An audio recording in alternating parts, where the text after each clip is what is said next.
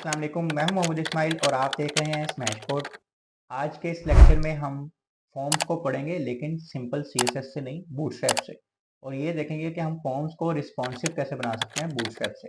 और इसी लेक्चर के अंदर हम कंप्लीट इस टॉपिक को स्टार्ट से लेके एंड तक पढ़ेंगे। इसके अंदर हम क्या क्या चीज़ें कवर करेंगे, हम फॉर्म के टैग्स को, उसकी इनपुट्स को, उनको डिसेबल कैसे करना है, रीड ओनली कैसे करना है, ठीक है। इनपुट के ग्रुप्स को पढ़ेंगे, चेक बॉक्स, टूगल्स, बटन, रेंज, ठीक है। हर चीज़ को इसमें कवर करेंगे इंशाल्लाह।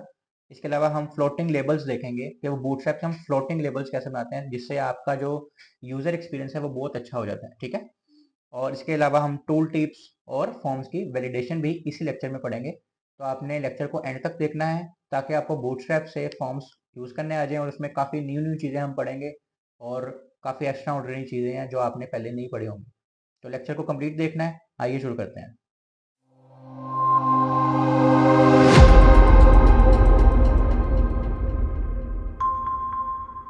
से हमने देख लिया कि हमने इस लेक्चर में फॉर्म्स को शुरू करना है। हमारे पास ये नया टाइप है फॉर्म्स का, ठीक है। हमने लास्ट लेक्चर में कंटेंट का टाइप खत्म कर लिया था, फिगर्स और टेबल पढ़ के।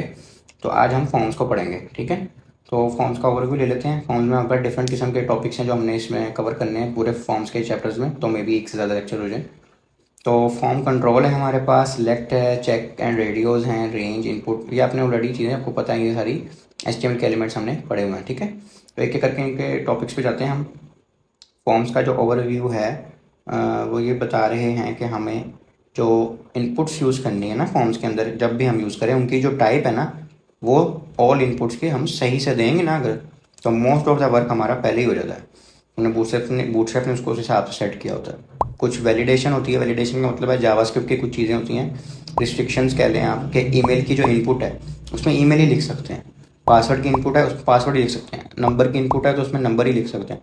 इस तरह के वैलिडेशन खुद ही लग जाएंगे, बूटस्ट्रैप के स्टाइल्स खुद लग जाएंगे। तो वो कह रहे हैं कि be sure to use appropriate type attribute on all inputs, for example email for email address, number for numerical information, to take advantage of newer input controls like email verification, number selection and more. लोग कह रहे हैं आपका most of the work पहले ही हो जाता है अगर आप सही से टाइप्स यूज़ करें।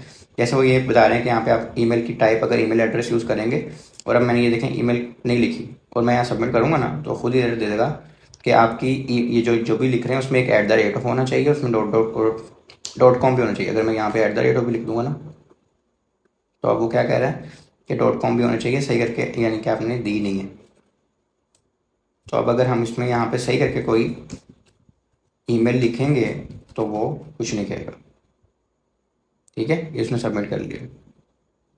तो इस तरह अगर आप सही से टाइप्स यूज़ करें तो आपका काम बहुत आसान हो जाता है। इसी तरह पासवर्ड में अब देखें, मैं यहाँ पासवर्ड लिख रहा हूँ लेकिन वहाँ पे कीज़ नहीं आ रही, तो यानी कि उसने खुद ही ये डिज़ाइन कर लिया, वैलिडेट कर लिया कि मैं पासवर्ड ही लिख रहा हूँ।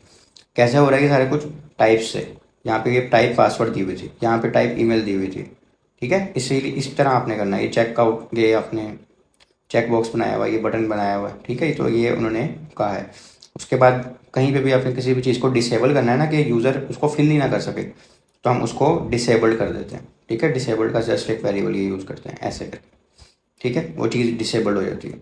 देखें ये चीज़ डिसेबल्ड है, यानी इस पर आप कुछ कर ही नहीं सकते, ना लिख सकते हैं, ना सेलेक्ट कर सकते हैं, ना इसको सेलेक्ट, सिलेक्टेबल मेन्यू है, इसको सेलेक्ट नहीं कर सकते। ये इनपुट है, इसको हम कुछ नहीं कर सकते। ये चेक बॉक्स है, इसको भी हम कुछ नहीं कर सकते, ना बटन को कुछ कर सकते हैं, ठीक है। किया क्या उन्होंने, हर जगह सिर्फ डिसेबल्ड लिखा हो। समझ आई बात की। अच्छा जी, इसके बाद हमारे पास है एक्सेसिबिलिटी। वो कह रहे हैं कि हर किसी चीज़ को ना आपने लेबल ज़रूर करना है, ठीक है। अगर आप किसी इनपुट के साथ कुछ लिख रहे हैं, जैसे ये देखें ये चीज़ है, इसको आपने लेबल के अंदर लिखना है। अगर आप किसी चीज़ को लेबल के साथ नहीं लिख सकते ना, तो आप किसी और तरीके से बस उसको रेफ़र कर देंगे, ये इसका लेबल है या ये इनपुट इस मकसद के लिए है। इससे ये होगा कि उसको पता होगा और फिर बाद में आपको कोड करने में भी आसानी होगी। आप विजुअली नहीं दिखा सकते तो वो कह रहे हैं हिडन करके बेशक किसी चीज़ को लेबल कर दें, लेकिन उसको फिर बाद में हिडन कर दें अगर आप नहीं दिखा सकते, लेकिन आप करें ज़रूर। उसको आप लेबल नहीं दे सकते, टाइटल दे दें, मतलब किसी ना किसी तरह आप उसको बता दें कि ये इसकी क्या लें हेडिंग है या इसका ये पर्पज़ है। जैसे नेम के साथ नेम का लेबल लगाएं। इस तरह pointing to an existent element that can act label, यानी किसी और एलिमेंट को भी हम लेबल के तौर पर एक्ट करवा सकते हैं इसको इसको यूज़ करते हुए। तो इस तरह करके यानी कि वो कह रहे हैं कि हर जो भी आपका जो फॉर्म है ना वो प्री डिफाइंड होना चाहिए। अगर शॉर्ट फॉर्म में मैं बताऊं तो उन्होंने कहा है कि एम ही नहीं लिख देना सारा फॉर्म, जो चीज़ है जो उसका मकसद है उसको उस हिसाब से सेटिंग से लिखना है आपने। अच्छा जी, उसके बाद अब हम अपने पहले टॉपिक की तरफ मूव ऑन होते हैं जो हमारा है फॉर्म कंट्रोल। सही है।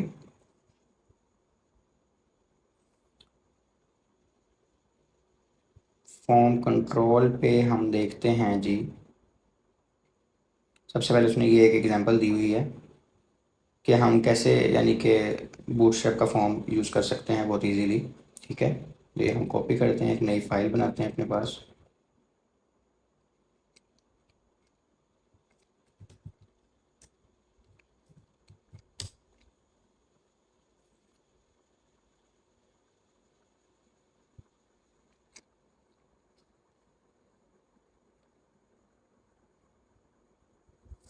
और यहाँ से हम अपना कोड उठाते हैं थोड़ा सा ताकि हम फाइल शुरू कर सकें।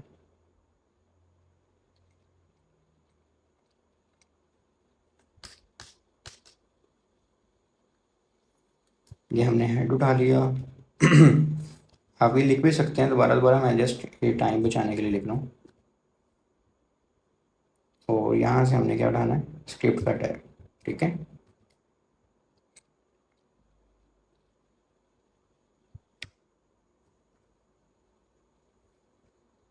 और यहाँ पे हम इसको कह देते हैं कि ये बूटस्ट्रैप फॉर्म्स हैं। क्या आपका पेज हो गया रेडी। अब यहाँ से हम ये सॉरी ये फॉर्म उठाते हैं।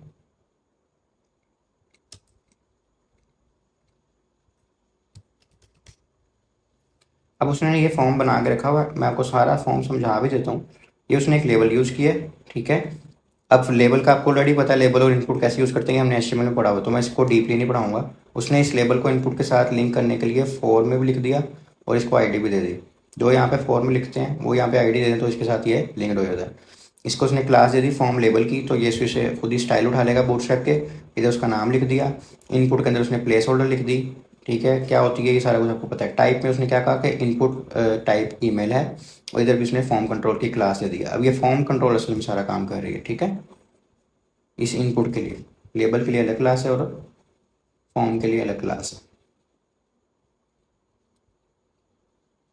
अब ये हमारे पास एक फॉर्म बन गया। ठीक है, उसमें ये देखें ये लेबल आ रहा है, लेबल पे क्लिक करते हैं तो इनपुट पे खुद ही फोकस जा रहा है। इस पर क्लिक करूँगा तो इस पर जा रहा है, क्योंकि ये हमने लेबल और इनपुट को आपस में लिंक किया हुआ है। सही भाई, समझ आ गई। और इस तरह ही हम इसमें अपना ईमेल भी लिख सकते हैं। ठीक है, सारा कुछ यानी कि कर सकते हैं।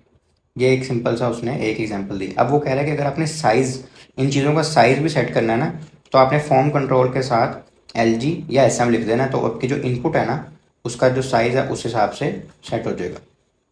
अब ये मैंने अगर SM कर दिया इसको और दूसरे को हम LG कर देते हैं ताकि आपको दोनों का जो कंपैरिजन है वो समझ आ जाए।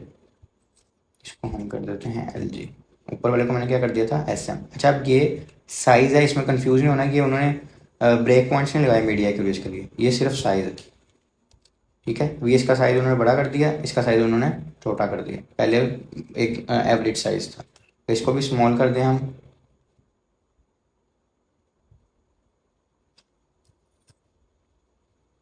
मैं इसको 1 में ले आऊँ।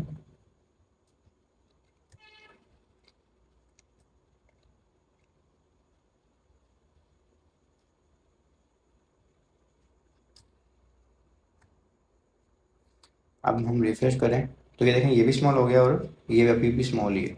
और हम ऊपर वाले को लार्ज करके भी देख लेते हैं तो हमें थोड़ा सा आइडिया हो जाएगा कि ये सिर्फ साइज़ चेंज हो रहा है। ठीक है, ये क्योंकि मैंने 250 पे जूम आउट किया हुआ ना, इसलिए आपको ज़्यादा भी लग सकता है, लेकिन ये इतना कुछ ज़्यादा नहीं है। तो अभी हम इसको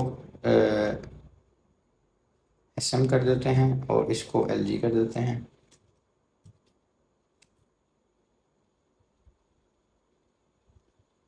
ठीक हो गया। तो इस तरह हम अपने साइज़ को भी मेजर कर सकते हैं और इसको कंट्रोल कर सकते हैं। ठीक है, अब हमारे पास आ गया form text. Block level inline element inline level form text can be created using dot form text, यानी उन्होंने क्लास बता दी है। Form text below inputs can be style form text if block level element that will be use top margin is added. वो बता रहे हैं कि हमने कुछ चीज़ें ऑलरेडी यूज़ की हुई हैं उसमें। अब ये जो टेक्स्ट है ना, इस टेक्स्ट को यानी कि स्टाइल करने के लिए उन्होंने ये आपको क्लास दी है फॉर्म टेक्स्ट की। यानी अगर आपने कोई फील्ड के नीचे उसकी डिटेल लिखनी है कि ये फील्ड के लिए आपने क्या करना है, पासवर्ड किस तरह का होना चाहिए। तो उस टेक्स्ट को भी डिज़ाइन करने के लिए उन्होंने ऑलरेडी क्लास बना दी, उन्होंने बहुत डीपली काम किया हुआ है। एक एक चीज़ जो आपके जहन में आ रही है उन्होंने उसको ऑलरेडी बना के रखा हुआ है, ठीक है। तो हम इसको भी कॉपी करते हैं और अपने ही फॉर्म में लिख लेते हैं, ठीक है।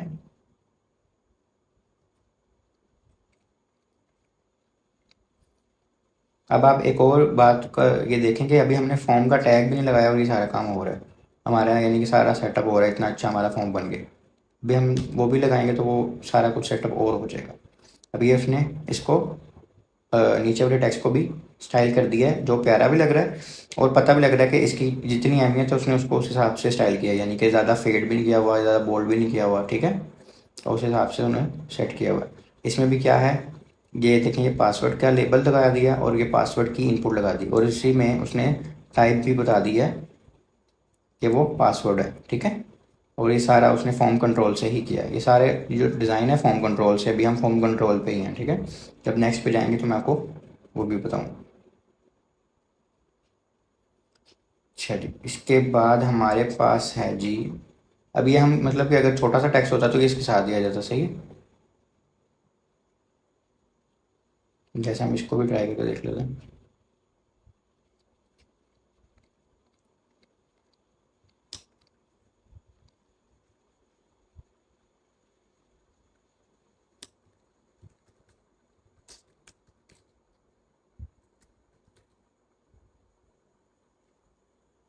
ये देखें, ये बिल्कुल इसके साथ ही आ गया। ये ज़्यादा थी और इसको पूरी विड्थ दी हुई थी इस पासवर्ड की इनपुट को, तो इसने उसके नीचे लिया है, ठीक है। इसमें हो क्या रहा है, कोड में ही चेंजेस हैं।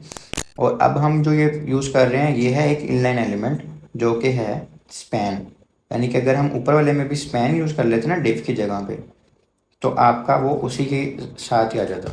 और इसके लिए हमें जो इनपुट है उसको भी सेट करना पड़ता। अच्छा, जैसे कि हमने ये देखा है कि यहाँ पे हमने स्पैन यूज़ किया था तो हमारे पास उसके सामने ही आ गया था टेक्स्ट, ठीक है। और जब हम ऊपर वाला कर रहे थे, ऊपर में नीचे वाली लाइन पे आया था और इनपुट ने भी पूरी आपकी विड्थ ले ली थी। तो ये क्यों हो रहा है, क्योंकि हमने यहाँ पे ब्लॉक लेवल एलिमेंट्स यूज़ किए हुए हैं और यहाँ पे हमने ये देखें ध्यान से, अगर उसने एक डिव बनाई है, फिर लेबल लिया, फिर एक डिव बनाई है उसने, उसमें इनपुट ले लिया और फिर एक डिव बनाई है उसमें, और उसमें उसने स्पैन का एक ले लिया। यानी कि उसने बड़े तरीके से इसको सेटिंग करके ना इस तरह किया कि हम सारे इनलाइन एलिमेंट्स यूज़ करें तो सारा कुछ इनलाइन में आ रहा है, पासवर्ड भी इनलाइन में आ रहा है, फिर उसी लाइन में आपके पास इनपुट भी आ रही है और उसी लाइन में आपके पास टेक्स्ट भी आ रहा है।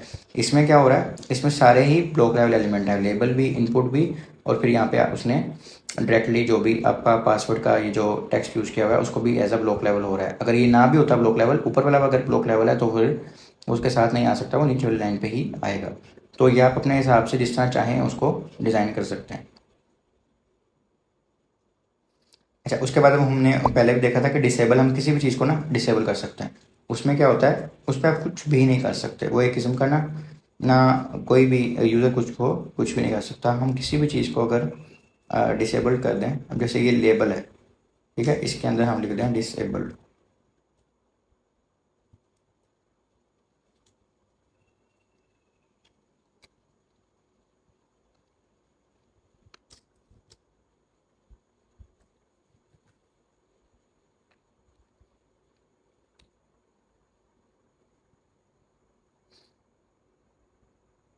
हम किसी ना इनपुट को दे के देखते हैं, लेबल से तो नहीं काम होगा ना, असल में तो इनपुट होती है जिस पे हम काम कर रहे होते हैं। इसलिए उसमें आ भी नहीं रहा था। अभी देखें, पहले इसमें वो फोकस हो रहा था और वो सारा हो रहा था जैसे ये यहाँ पे हो रहा है, ठीक है। अब इसमें नहीं हो रहा, क्यों, क्योंकि हमने इसको क्या कर दिया, इसको हमने डिसेबल कर दिया। अब एक और टाइप होती है रीड ओनली, यानी आप डिसेबल ना करें, आप रीड ओनली कर दें। उसमें क्या होगा, जैसे ये देखें, इसमें तो उसने ग्रे आउट कर दिया ना, रीड ओनली अगर मैं कर दूँ ना, जैसे हमारे पास यहाँ पे पासवर्ड की फील्ड एक और है ना, उसको हम रीड ओनली करके देखते हैं तो फिर आपको समझ आ जाएगी।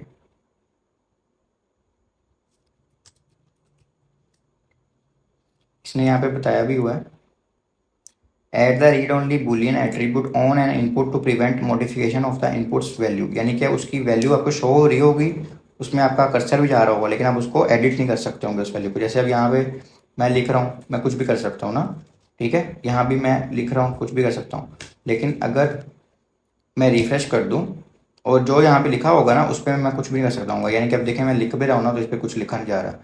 ठीक है, उसकी एक ऑलरेडी हम वैल्यू दे देंगे बैक एंड से या जैसे भी। अब जैसे मैं यहाँ पे वैल्यू लिख दूँ कोई भी, स्माइल लिख देता हूँ। ठीक है, अब यहाँ पे एक स्माइल का उसने पासवर्ड क्रिएट कर दिया, लेकिन अब मैं इसको एडिट भी नहीं कर सकता, कुछ भी नहीं, ये सिर्फ रीड ओनली है। मैं आपको ईमेल एड्रेस में अगर करके दिखाऊँ इसमें सही आपको समझ आएगी। इसको यहाँ से ख़त्म करते हैं।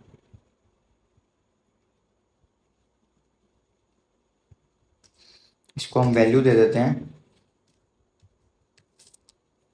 स्मैश कोड की। ठीक है, और इसको मैंने क्या कर दिया कि ये सिर्फ रीड ओनली है। ये चले मैंने अभी रीड ओनली नहीं किया, आपको मैं सिर्फ पहले वैल्यू दे के दिखाता हूँ। ये मैंने स्मैश कोड की वैल्यू दे दी। जब भी यूज़र के पास पेज जाएगा तो वो सबसे पहले स्मैश कोड की वैल्यू देखेगा, लेकिन वो उसको आगे भी लिख सकता है, इसको ख़त्म भी कर सकता है, वो कुछ भी कर सकता है।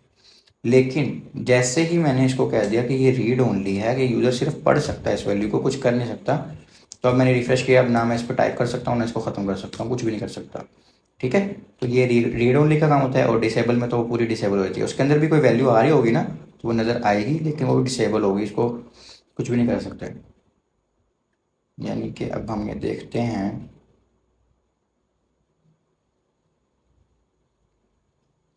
जहाँ हमने डिसेबल दिया था, किसको दिया डिसेबल हमने, ऊपर वाले पासवर्ड को।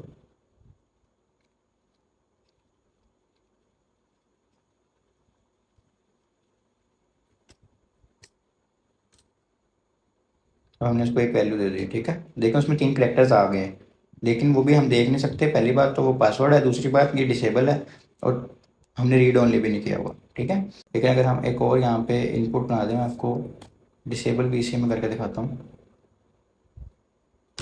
ये जैसे एक और इनपुट बन गई है और इसमें हमारे पास वैल्यू भी आ रही है, लेकिन इसको रीड ओनली की जगह अगर हम डिसेबल कर दें, ठीक है, यहाँ से इसको खत्म कर देते हैं,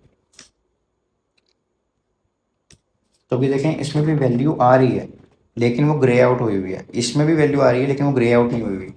यानी हम यूज़र को बता रहे हैं कि आप ये रीड ओनली है, इसको तो हम बता रहे हैं कि ये डिसेबल है, इसकी बात नहीं माननी। मतलब कुछ चीज़ होती है ना जो ऑब्सलीट हो चुकी होती है, उस पर कुछ नहीं करना होता, तो वो हम उसको डिसेबल कर देते हैं। ठीक है, तो इसी तरह हम अब आगे चलते हैं। अच्छा, अब ये यहाँ पे देखें, यहाँ पे इनपुट बनी हुई आ रही है और उसके अंदर जाके आपका टेक्स्ट लिखा आ रहा है। आप चाहते हैं कि यहाँ पे इनपुट भी बनी हुई ना आए, हालांकि आप यूज़ इनपुट ही कर रहे हैं, तो फिर आपने ये वाली क्लास यूज़ करनी है प्लेन टेक्स्ट की। यहाँ पे आ रही है फॉर्म कंट्रोल प्लेन टेक्स्ट। ठीक है, यानी कि ये एक और इनपुट बनाते हैं हम, और ये है भी रीड ओनली, सही है। और इसकी जो क्लास है ना वो हमने चेंज करनी है। इसमें क्या होगा, वो इनपुट भी ख़त्म कर देगा वहाँ से, सिर्फ वहाँ पे वैल्यू आ रही होगी, ये वैल्यू आ रही है। ठीक है,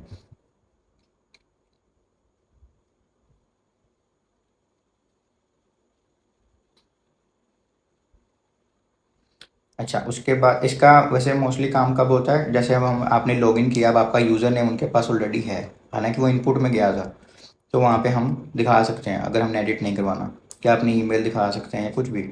उसके बाद हमारे पास एक टाइप है इनपुट की, टाइप टेक्स्ट भी है हमारे पास। ठीक है, उसके बाद हमारे पास एक टाइप है, बटन की टाइप है सबमिट की। ठीक है, उससे हम बटन, यानी कि जब फॉर्म सबमिट करवाना होता है उसके लिए वो यूज़ करते हैं हम। ठीक है, और एक हमारे पास नई चीज़ आ रही है यहाँ पे फाइल इनपुट। हमने ये वैसे तो फॉर्म में कवर किया होगा, लेकिन मैं आपको ये भी दिखा देता हूँ। उसके भी अब ये देखें ना, इसने ये 1 2 3 4 5 5 किस्म की जो डिज़ाइंस हैं वो करके दिखाए हैं यहाँ पे।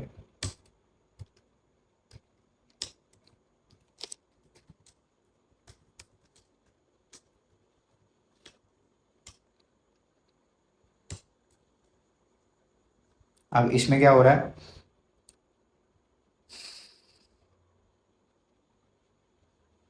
इसमें उसने ये सारा एक एक इनपुट ली है। ठीक है, और उसके अंदर भी फॉर्म कंट्रोल की ही क्लास है। ठीक है, लेकिन इसमें टाइप क्या जा रही है, फाइल की। ओके हो गया।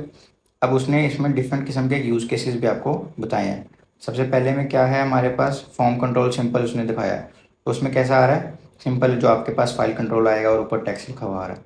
इसमें क्या आ रहा है, इसमें हम मल्टीपल फाइल्स उठा सकते हैं। तो ये मल्टीपल का उसने बस बताया कि आप मल्टीपल भी सपोर्ट करता है बूटस्ट्रैप, ये नहीं कि सिर्फ एक फाइल के लिए, मल्टीपल के लिए भी कर सकता है। यानी अगर आपने एक इनपुट से ज़्यादा फाइल्स उठानी हो ना, तो मल्टीपल का कीवर्ड यूज़ होता था HTML में ही, ये कोई नई चीज़ नहीं आई। वो डिसेबल्ड और रीड ओनली भी HTML की चीज़ें हैं, बूटस्ट्रैप की नहीं है। बस उन्होंने उसको डिज़ाइन किया हुआ उस हिसाब से, उन्होंने डिसेबल को उससे ज़्यादा अच्छा डिज़ाइन किया हुआ। ठीक है, हो गया। वेरिफिकेशन वगैरह सारा कुछ की हुई है, यानी वैलिडेशन, सॉरी। वो मैंने जैसे शुरू में बताया था कि अब अगर आप सही चीज़ें यूज़ करें तो मोस्ट ऑफ द वर्क आपका फॉर्म का ऑलरेडी हो ही जाता है। ठीक है। दूसरे में उसने ये फॉर्म कंट्रोल की क्लास यूज़ किया और सिर्फ मल्टीपल करके यूज़ बताया कि कैसे होता है मल्टीपल। तीसरे में उसने क्या किया है, डिसेबल करके बताया। चौथे में उसने फॉर्म कंट्रोल और फॉर्म कंट्रोल SM करके दिखाया, यानी कि स्मॉल साइज़, और इसमें उसने लार्ज करके दिखाया। तो हम ये देखते हैं, हमारे पास आ गया होगा। ठीक है, ये देखें, ये पहला है, इसमें हम एक फ़ाइल चूज़ कर सकते हैं। ठीक है,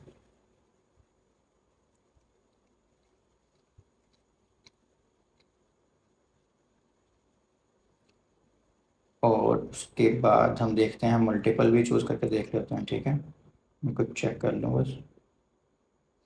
ठीक है, अब इसमें हम एक और फाइल चूज़ करेंगे ना अगर, तो वो इसी को रिप्लेस कर देगा, वो कोई नई नहीं उठाएगा। ठीक है, ये देखें, इसमें क्या होगा, इसमें मल्टीपल फाइल्स चूज़ हो जाएंगे।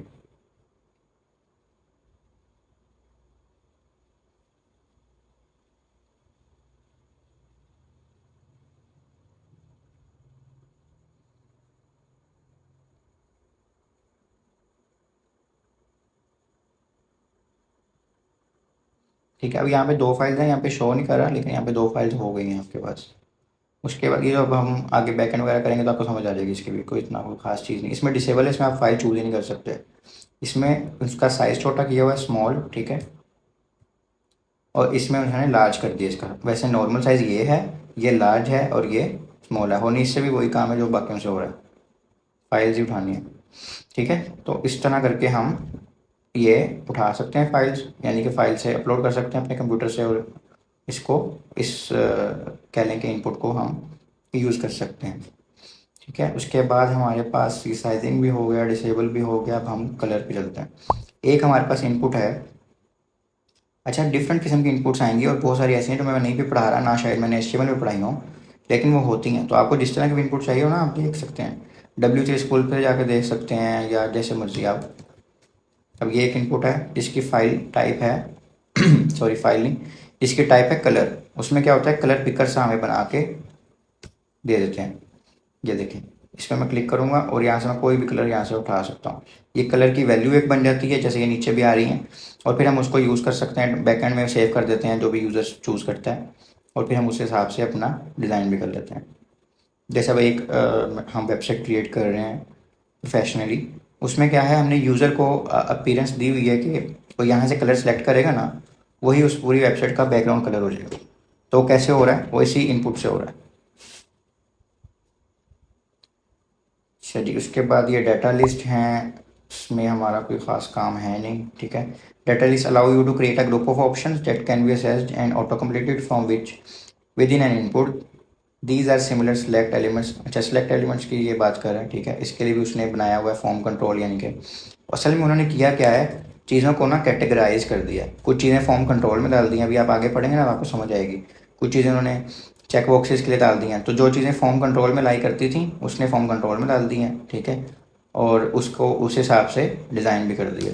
ये मोस्टली ना आपने डिज़ाइन कर लिया हुआ है, इसमें और ख़ास डिज़ाइन करने की ज़रूरत नहीं पड़ेगी। ठीक है, ये ड्रॉप डाउन करके एक चीज़ है, उससे आप अपनी ऑप्शन सेलेक्ट कर सकते हैं। तो ये वो है जो डाटा सेट है। ठीक है, मेरे ख्याल से फॉर्म कंट्रोल में इतना ही था। हम आगे देखते हैं हमारे पास क्या चीज़ है। फॉर्म कंट्रोल में हमारे पास इतना ही है। उसके बाद हमारे पास है सिलेक्ट। ठीक है, अब सिलेक्ट में जैसे भी हमने ड्रॉप डाउन पढ़ा है ना वैसे ही है। ये डिफ़ॉल्ट सा ड्रॉप डाउन है। ठीक है, इसकी उसने क्या बना दिया, पहले फॉर्म कंट्रोल पढ़ रहे थे ना हम, अब हमारे पास है फॉर्म सिलेक्ट। तो हम जस्ट कॉपी करेंगे इसको और पेस्ट कर देंगे।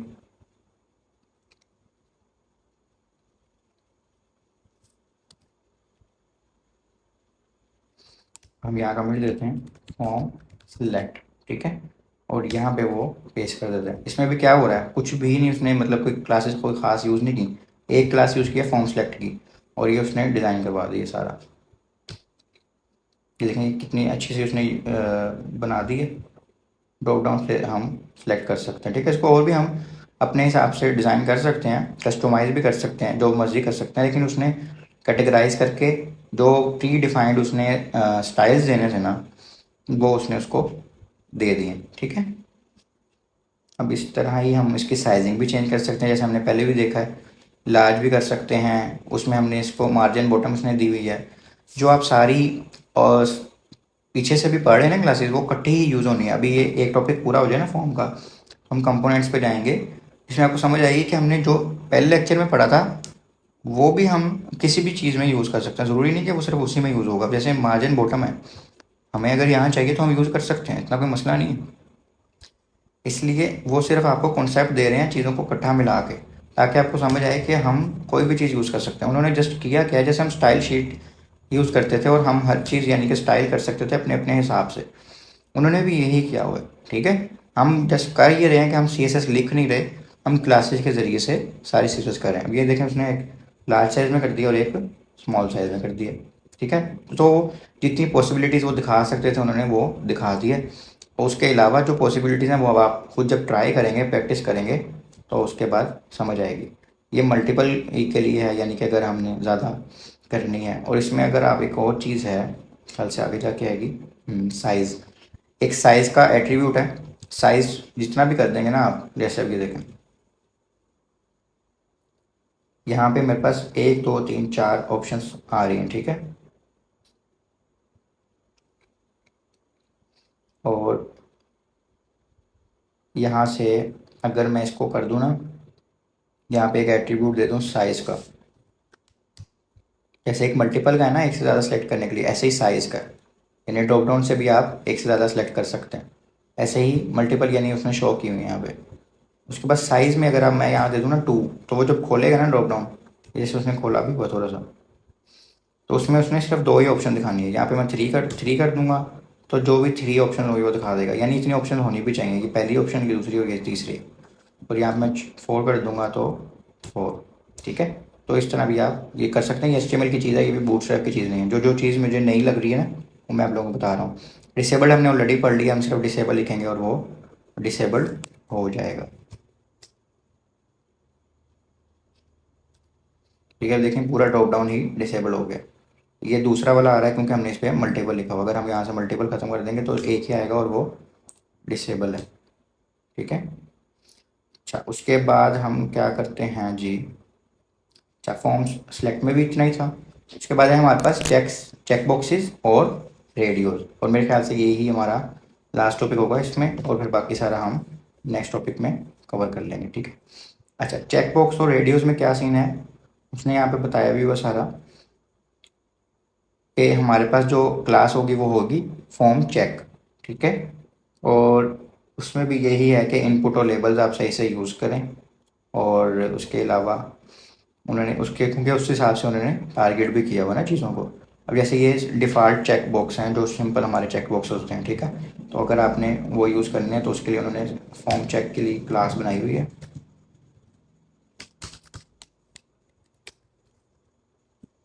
ये फॉर्म चेक की, ठीक है। इससे क्या होगा, वो उस हिसाब से चेक बॉक्सेस को डिज़ाइन कर देगा, ठीक है। ये नीचे हमारे पास आ रहा है, मैं ज़्यादा जूम कर देता हूँ, हमने ख़त्म किया था किसी चीज़ के लिए, ठीक है। ये उसने हिसाब से अपना प्यारा सा डिज़ाइन कर दिया। मतलब इन्होंने कोई बहुत ज़्यादा प्यारा भी नहीं करना, एक चलें स्टैंडर्ड सा एक डिज़ाइन बना दिया आपके लिए। अच्छा, उसके बाद हमारे पास हैं जी इंटरमीडिएट। उसमें क्या होता है कि हम मे बी और मे बी यस या मे बी नॉट वाला सीन होता है, ठीक है। तो उसके लिए भी उन्होंने, अगर आपने उसको भी यानी यूज़ करना है तो आप उसको भी यूज़ कर सकते हैं, ठीक है। इसमें हमारे पास फॉर्म चेक इनपुट की क्लास है यहाँ पे, और जो पूरी डिव को देनी है वो है फॉर्म चेक की, ठीक है। यहाँ पे भी हमारे पास फॉर्म चेक इनपुट की थी जो चेक बॉक्सेस को हमने देनी थी, ठीक है। और यहाँ पे मैं आपको एक बता दूँ, यहाँ पे हमने फॉर्म सेलेक्ट करना था और SM और LG का जैसे हमारा पहले था ना, वो वैसे ही। ये इंटरमीडिएट वाला हमारे पास आ जाएगा यहाँ पे अगर हम इसको ले लेंगे, ठीक है।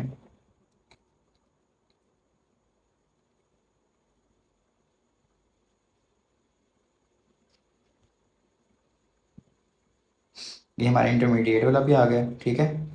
अच्छा, उसके बाद हमारे पास आ गया है जी डिसेबल्ड। अगर हमने किसी चीज़ को डिसेबल करना है तो हम उसको सिंपली जैसे हम पहले कर रहे थे उसको हम डिसेबल भी कर सकते हैं। बस ये देखना है कि इनपुट ही डिसेबल होगी, लेबल को नहीं डिसेबल करना। अभी देखेंगे डिसेबल हो गया, अब इसको हम सेलेक्ट ही नहीं कर सकते। इनको हम सेलेक्ट भी कर सकते हैं, अनसेलेक्ट भी कर सकते हैं, इस पर हम कुछ नहीं कर सकते। इसी तरह हमारे पास रेडियो बटन है, ठीक है। ये हमने ऑलरेडी सारी चीज़ें ना HTML में पढ़ी हुई है, कोई नई चीज़ नहीं मैं पढ़ा रहा, तो इससे परेशान नहीं होना कि हम जल्दी जल्दी कवर कर रहे हैं। मैं हर चीज़ आपको ऑलरेडी पढ़ा चुका हूँ। अब जैसे हम बूटस्ट्रैप से देख रहे हैं कि वो कैसे डिज़ाइन होती है या उसकी कौन सी क्लासेस होती हैं, ठीक है। इसमें भी फॉर्म चेक की क्लास है और यहाँ पे फॉर्म चेक इनपुट की है, ठीक है। और टाइप हमने क्या देनी है, रेडियो की दे देनी है, सही है। इधर हमने टाइप क्या देनी थी, चेक बॉक्सेस की देनी थी। ये ऑलरेडी हमने चीज़ें पढ़ी हुई हैं। इसमें भी मैं आपको डिसेबल भी साथ करके दिखा देता हूँ ताकि आपका हमारा टाइम बचे। डिसेबल्ड, अब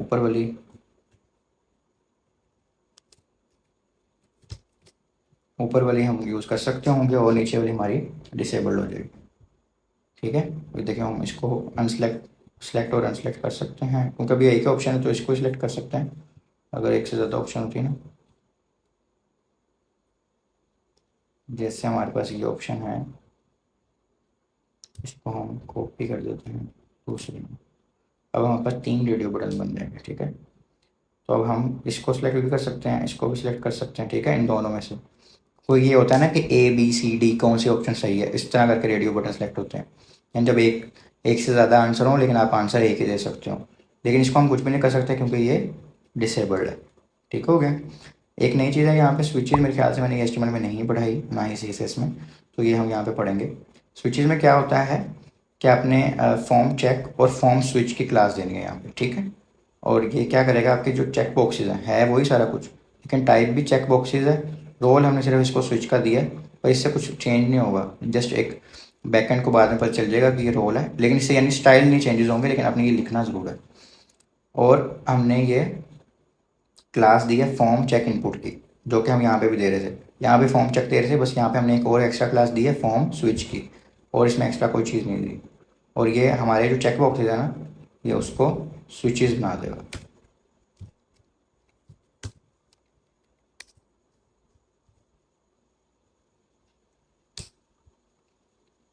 ये देखें ये रेडियो बटन थे, ये चेक बॉक्सेस थे, और ये इसने स्विच बना दिया। यानी काफ़ी जगह हमें स्विच भी यूज़ करना पड़ता है। इधर इन्होंने डिसेबल दिया हुआ है इसको, इसलिए डिसेबल्ड है, वरना ये भी चल सकते हैं। ये देखिए मैंने डिसेबल ख़त्म किया,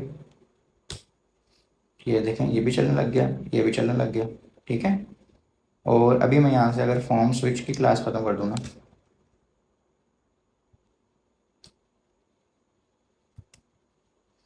और बाकी सारी भी हम यहाँ से रोल वगैरह में कल से ख़त्म करेंगे। अच्छा, यहाँ पे भी फॉर्म स्विच है हमारे पास।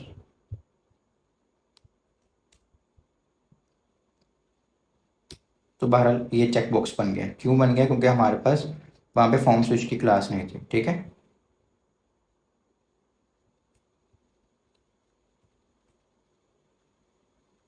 तो इस तरह हम अपने चेक बॉक्सेस को इतना अच्छे से डिज़ाइन करके स्विच भी बना सकते हैं। आप देखें HTML तो वही है ना, हम डिज़ाइन करना सीख रहे हैं ना, हमने कोई इतनी बड़ी CSS लिखी और हमारी सारी ऑलमोस्ट इनपुट की डिफरेंट टाइप जो मोस्टली यूज़ होती हैं वो इसमें कवर भी हो गई हैं, अभी आगे भी हैं। तो अभी ये रेंज है, इनपुट ग्रुप्स है, फ्लोटिंग लेबल्स है, लेआउट है, वैलिडेशन, तो ये सारा कुछ भी हम पढ़ेंगे। लेकिन हमारा मोस्ट ऑफ द फॉर्म इसी में कवर हो गया, और मतलब कि हमने अच्छे से डिज़ाइन कर लिया बूटस्ट्रैप से, और ज़्यादा हमारी मेहनत भी नहीं लगी, जस्ट हमने क्लासेस दी हैं। तो जैसे कि मैं बता चुका हूँ कि इसमें हम जो बाकी चेक बॉक्सेस की कुछ चीज़ें रह गई थी, चेक बॉक्सेस और रेडियोस की, वो पढ़ेंगे, रेंज पढ़ेंगे और इनपुट ग्रुप पढ़ेंगे। तो हमारी जो चीज़ें रह गई थी हम वो देख लेते हैं। हमने लास्ट लेक्चर में स्विच तक पढ़ा था, ठीक है, स्विचेस तक पढ़ा था। और अब हम पढ़ेंगे डिफ़ॉल्ट स्टैक। डिफ़ॉल्ट स्टैक में क्या है हमारे पास, by default any number of check box and radios are immediate sibling will be vertically stack and appropriately spaced with form check. यानी वो क्या कह रहे हैं कि जितने भी आप चेक बॉक्सेस और रेडियस बनाएंगे वो बाय डिफ़ॉल्ट एक दूसरे का क्या होंगे, इमीडिएट सिबलिंग्स हो जाएंगे, ठीक है। तो आप जितने भी अभी यहाँ जैसे इसने इनपुट बनाया, ठीक है, और उसके बाद ये दूसरा इनपुट है, ठीक है। अब उसने लेबल में कुछ भी नहीं दिया, यहाँ भी लेबल में कुछ नहीं दिया। तो अब हालांकि इनके अंदर कितनी डिव्स और सारा कुछ है, लेकिन वो फिर भी ये देखें साथ साथ क्या लेंगे। अच्छा, लेबल दिया है वो मैंने देखा नहीं, पर मतलब वो ये कहना चाह रहा है कि ये एक और ये दूसरा ही उसका इमीडिएट सिबलिंग ही होगा, ठीक है। जब हम फॉर्म चेक को यूज़ करेंगे और चेक बॉक्स और रेडियो हम डिफरेंट भी यूज़ कर रहे होंगे ना, ज़रूरी नहीं चेक बॉक्स ही, रेडियोज़ में चेक बॉक्स दोनों कोई भी यूज़ करें तो दोनों एक दूसरे के इमीडिएट सिबलिंग होंगे, ठीक है। इसको हम करके भी देख लेते हैं। वैसे इसमें कोई करने वाली चीज़ नहीं है, इसमें कोई नई चीज़ नहीं आ रही, ये डिसेबल है और ये डिसेबल नहीं है, ठीक है। अच्छा, इसी तरह रेडियो भी आप यूज़ कर लें बीच में तो भी इमीडिएट सिबलिंग्स ही होंगे वो एक दूसरे के, ठीक है। उसके बाद हमारे पास आ रहा है कि इनलाइन का आ रहा है ग्रुप चेक बॉक्सेस और radio on the same horizontal row by adding form check inline. यानी अगर आप फॉर्म चेक इनलाइन की क्लास डाल देंगे तो जो जैसे ऊपर वाले में देखें, एक लाइन में एक आ रहा है, फिर दूसरी में, फिर तीसरे में, लेकिन यहाँ पे एक लाइन में तीनों आ रहे हैं। वो कैसे आ रहे हैं? फॉर्म इनलाइन की फॉर्म चेक इनलाइन की क्लास लगा के, ठीक है। इसको चेक कर लेते हैं।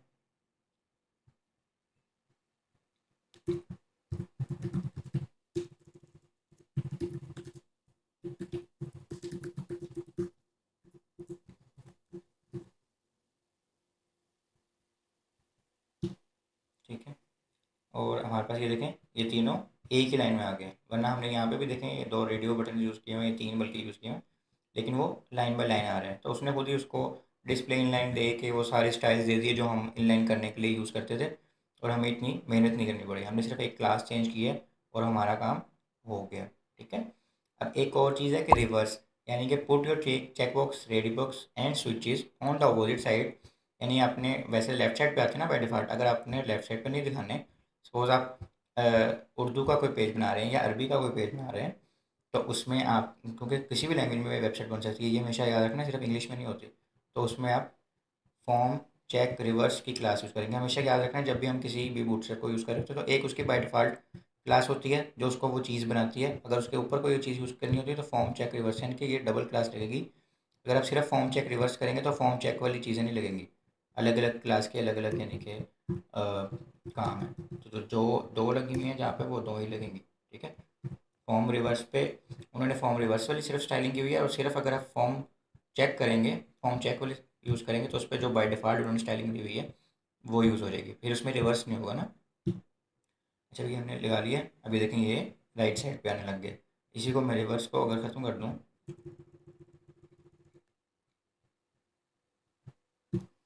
ये देखें ये अब आपके लेफ्ट साइड पे आ गए, सही है। मैंने अभी एक का ख़त्म किया ना, जितने का भी ख़त्म कर दूंगा उतना, ये जैसे इसका ख़त्म कर दूँ इसका भी हो जाएगा, इसका ख़त्म कर दिया तो इसका हो गया, इसका ख़त्म करूँगा तो इसका भी हो जाएगा, क्योंकि अलग अलग डिप के अंदर अलग अलग लगा हुआ है फॉर्म चेक रिवर्स। अच्छा, उसके बाद हमारी कुछ ऐसी इनपुट्स हैं जिसमें हम लेबल नहीं यूज़ करना चाहते, तो भी हम उसको यूज़ कर सकते हैं बूटस्ट्रैप से। उसमें क्या है, omit the wrapping form check, यानी कि सपोज़ करें आप किसी जगह पे फॉर्म नहीं बना रहे, जस्ट एक इनपुट यूज़ करनी है, तो उसके ऊपर आप जैसे यहाँ पे देखें, हमने ये इनपुट यूज़ करनी होती है तो हम उसके ऊपर वाली एक डिव के ऊपर फॉर्म चेक लगाते हैं, ठीक है, ये वाली क्लास लगाते हैं। तो अब हमने ऐसा कुछ नहीं करना, हमने जस्ट एक इनपुट यूज़ करनी है। जैसे ये देखें ना, ये एक इनपुट यूज़ करनी है, तो हम क्या करेंगे, जैसे एक डिव बनाएंगे उसके अंदर इनपुट यूज़ कर लेंगे या डायरेक्ट इनपुट यूज़ कर लेंगे, डिव के अंदर फॉर्म चेक की क्लास नहीं देंगे। लेकिन हमेशा याद रखना है जो मैंने पिछले लेक्चर के शुरू में भी बताया था, किसी ना किसी तरह आपने उस इनपुट को इंट्रोड्यूस करवा देना कि वो क्या चीज़ है। अब जैसे इन्होंने क्या किया, ये देखें वैल्यू एरिया लेबल दे दिया है, इसमें वैल्यू नहीं दी, वो आप वैल्यू दें कि ये क्या चीज़ है, किस चीज़ का रेडियो बटन है, ठीक है। या आपने किसी ना किसी तरह या तो उसको लेबल यूज़ कर लेना, अगर लेबल नहीं यूज़ कर सकते तो एरिया लेबल दे देना, ठीक है, यहाँ पे, और ताकि उसको पता चल जाए बाद में बैकएंड के और सारी इम्प्लीमेंटेशन करनी होती है ना, तो उसमें वो फिर काम आ जाता है, ठीक है। कर देते हैं नो लेबल।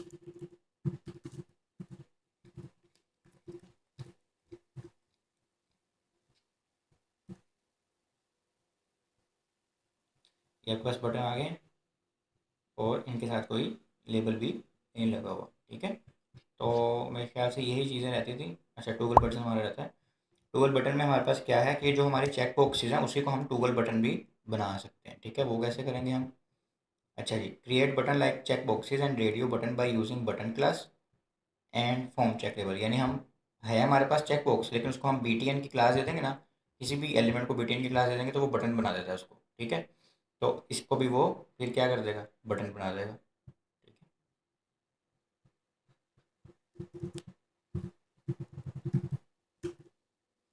मैं कमेंट इसलिए लिख रहा हूँ क्योंकि ये बहुत बड़ी फाइल बन रही है, ठीक है। जब भी आपने ऐसे काम करना होता है ना जिसमें ज़्यादा काम होता है, तो कमेंट ज़रूर देने हैं, ठीक है।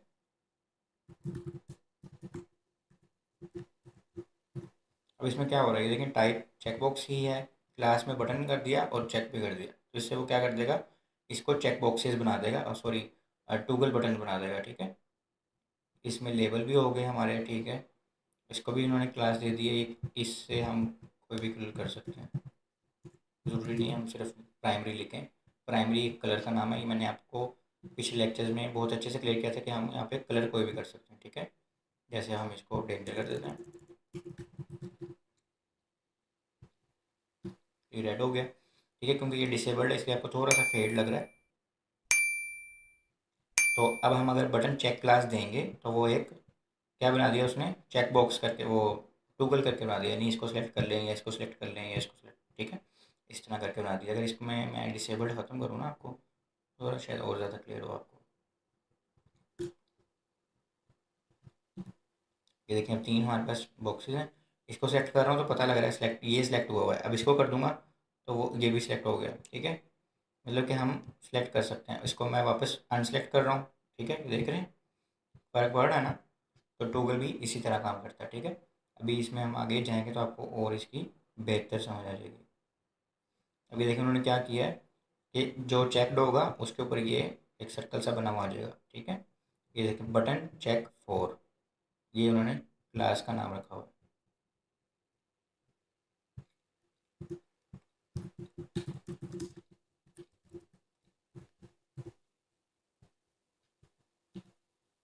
ये देखें अब इसके ऊपर हम जा रहे हैं, जिसको सिलेक्ट कर रहे हैं अनसेलेक्ट कर रहे हैं, ये एक करके बाउंड्री से बना रहा है, बॉर्डर लगा रहा है उसको, इसको अनचेक कर देंगे। यानी कि टूगल और अनटूगल का मतलब क्या होता है मैं आपको बता देता हूँ। टूगल बटन का कहते हैं कि उसके दो यानी काम होते हैं, एक जब वो चेकड होता है, एक जब वो नहीं होता, ठीक है। यानी कि ये स्विच भी एक टूगल बटन है, देखें यहाँ बंद है या खुल रहा है। रेडियो बटन भी एक टूगल बटन है, इसको हमने इस तरह करके यूज़ कर लिया, ठीक है। इसी तरह रेडियो बटन को भी आप चेक करके यूज़ कर सकते हैं, और चेक बॉक्सेस को भी आप यूज़ कर सकते हैं, ठीक है। Different variants of button such as the various outline styles, यानी कि आप ये जो स्टाइलिंग है वो अपने हिसाब से सेट कर सकते हैं। कैसे कर सकते हैं, यहाँ पे आ रहा है बटन आउटलाइन सक्सेस, यानी ये जो सक्सेस है ये कलर का नाम है, तो आप इसको कलर जो मर्जी लगा लें, ये तो मैं आप लोगों को ऑलरेडी बता भी चुका हूँ, ठीक है।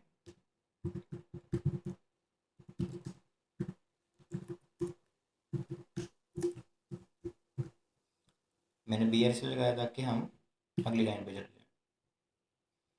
तो ये देखें अभी इसमें डिफरेंट डिफरेंट उन्होंने कलर बैकग्राउंड्स और बॉर्डर यूज़ किए हुए, तो आपने आउटलाइन यानी कि जो आउटलाइन यानी बॉर्डर करके आ रही है ना आपके पास, आउटलाइन की प्रॉपर्टी हमने सी एस एस में पढ़ी थी, उसका कलर हम चेंज कर सकते हैं, ठीक है। ये जहाँ पे ये आउटलाइन ग्रीन है, ये वाली ग्रीन है ना, इसको हम करें अगर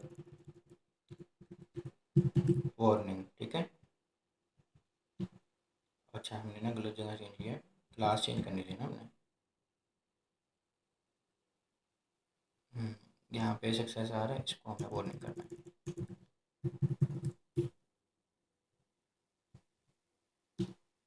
ठीक है। अब येलो हो गया, ठीक है। तो इस तरह हम सेट कर सकते हैं, हर चीज़ को अपने हिसाब से कस्टमाइज कर सकते हैं विद इन द बूटस्ट्रैप, ठीक है। तो हमारे चेक बॉक्सेस वाला टॉपिक खत्म हो गया। आगे हमारे पास जो टॉपिक है ना वो है रेंज का, ठीक है। अच्छा आपने ये सारी चीज़ें ना प्रैक्टिस ज़रूर करके देखनी है, वरना आपको बिल्कुल समझ नहीं आएगी, सारी चीज़ें मिक्स होती रहेंगी, ठीक है। रेंज ये इस तरह की जो इनपुट होती है ना फॉर्म में, उसको रेंज कहते हैं, ठीक है। मिनिमम मैक्सिमम इससे हम मोस्टली देखते हैं, या अपनी रेंज देखते हैं कि अगर हमने कोई सपोज़ कुछ बुक करना है या हमने देखना है कि ये एक प्रोडक्ट हम सर्च कर रहे हैं, उसमें रेंज हमारी इतनी है, ठीक है, उस हिसाब से हम ये यूज़ करते हैं, ठीक है। इसमें क्या होता है, इनपुट की टाइप होती है रेंज, और इसका जो फॉर्म कंट्रोल होता है वो क्या होता है, फॉर्म रेंज। जैसे फॉर्म कंट्रोल था, फॉर्म चेक था, ठीक है, फॉर्म स्विच था, इस तरह अब इसमें क्या है, फॉर्म रेंज, और इसमें कोई चीज़ नहीं है। इसी तरह डिसेबल हो सकती है ये, ठीक है। इसको हम लिख के देखते हैं, फॉर्म रेंज, ठीक है, ये हमने लिख दिया। मैं इधर एक और इनपुट बना देता हूँ जिसमें आपको मैं डिसेबल भी करके साथ ही दिखा देता हूँ।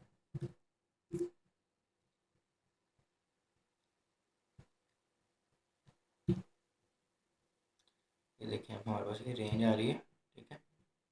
आपको में भी लाइन नज़र ना आ रही हो क्योंकि पीछे बैकग्राउंड भी हमने ब्लैक से ही दिया हो ना। चलिए बैकग्राउंड को चेंज करके देखते हैं।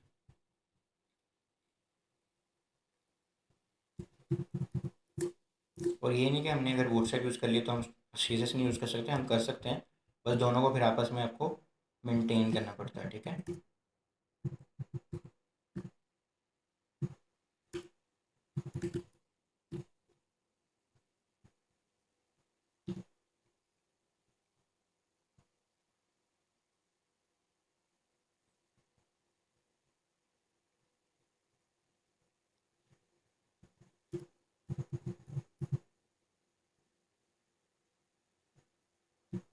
ठीक है, अब आपको रेंज नज़र आ रही है ना, ठीक है, ये दिखाने के लिए आपको, क्योंकि इसका वैसे बाई डिफ़ॉल्ट वाइट कलर होता है तो फिर इसलिए वो नज़र नहीं आ रही थी। तो ये रेंज है और इस पर हमने फॉर्म रेंज यूज़ करना है। ये चल नहीं रही क्योंकि इसको हमने डिसेबल किया हुआ है, तो इसकी जो भी इनिशियल वैल्यू थी या जो भी बाई डिफ़ॉल्ट वो शो करता है वो वही आ रही है।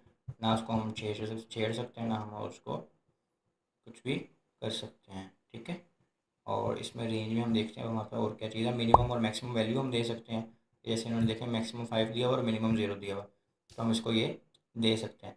उसके अलावा जैसे अब ये देखें, मैं एक और यहाँ बनाता हूँ और इसको मैं दे देता हूँ मिनिमम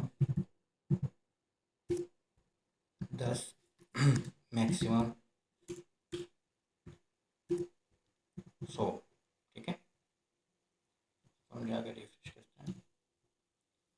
अभी देखें ये मिनिमम जा रही है, जो भी इसकी वैल्यू होगी ना मिनिमम वो 10 ही होगी जहाँ तक भी आप ले जाएँ, और 100 यहाँ जितना भी मैक्सिमम ले जाएँ पर 100 से ज़्यादा नहीं जाएगी वैल्यू। बैकएंड में ना वैल्यू इसकी 100 ही जाएगी, ठीक है। अच्छा उसके अलावा ये नहीं, अच्छा हमने नहीं बनाई थी ना, सॉरी, नीचे वाली का होगा ना। इसमें आपको एक और चीज़ भी ट्राई करके दिखा देता हूँ मैं आपको, ठीक है। इसमें ये चीज़ चल रही है, अब स्टेप्स इसमें जो हम ये जैसे मूव हो रही है ना, ये देख रहे हैं बिल्कुल थोड़ा थोड़ा भी मूव हो रही है, ठीक है। लेकिन अगर हम इसको भी कंट्रोल करना चाहें ना कि ये एक स्पेसिफिक गैप के बाद ही मूव हो, तो हम उसके अंदर स्टेप्स बता सकते हैं उसको। ये देखें स्टेप्स 0.5, यानी जो वो मूव हो रही है ना वो उस हिसाब से मूव होगी। जैसे मैंने 1 कर दिया, ठीक है, 0.5 नहीं 1 कर दिया मैंने रिफ्रेश किया, तीसरी वाली हमारी रेंज है। अभी देखेंगे पूरा 0.5 का 1 का गैप ले रही है, ठीक है। 0.5 करके देखते हैं।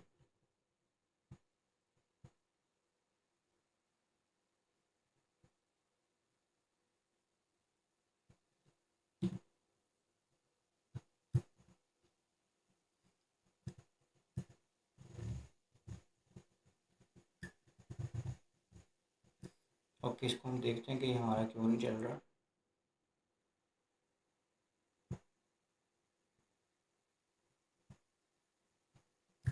असल में होता ही है, देखेंगे मूव नहीं करेगा साथ साथ, ये पूरा स्टेप ले के मूव करेगा, देख रहे हैं ध्यान से। तो हम देखते हैं हमारे पास क्यों नहीं चल रहा। इसमें क्या है, इसमें वो अच्छा इसमें नहीं है,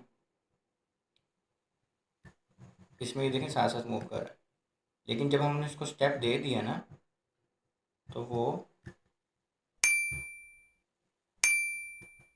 एक स्टेप के हिसाब से मूव करेगा। जैसे यहाँ 0.5 है, ठीक है। हम देखते हैं हमारा, हम इसका ही कोड लेके एक दफ़ा लिख लेते हैं।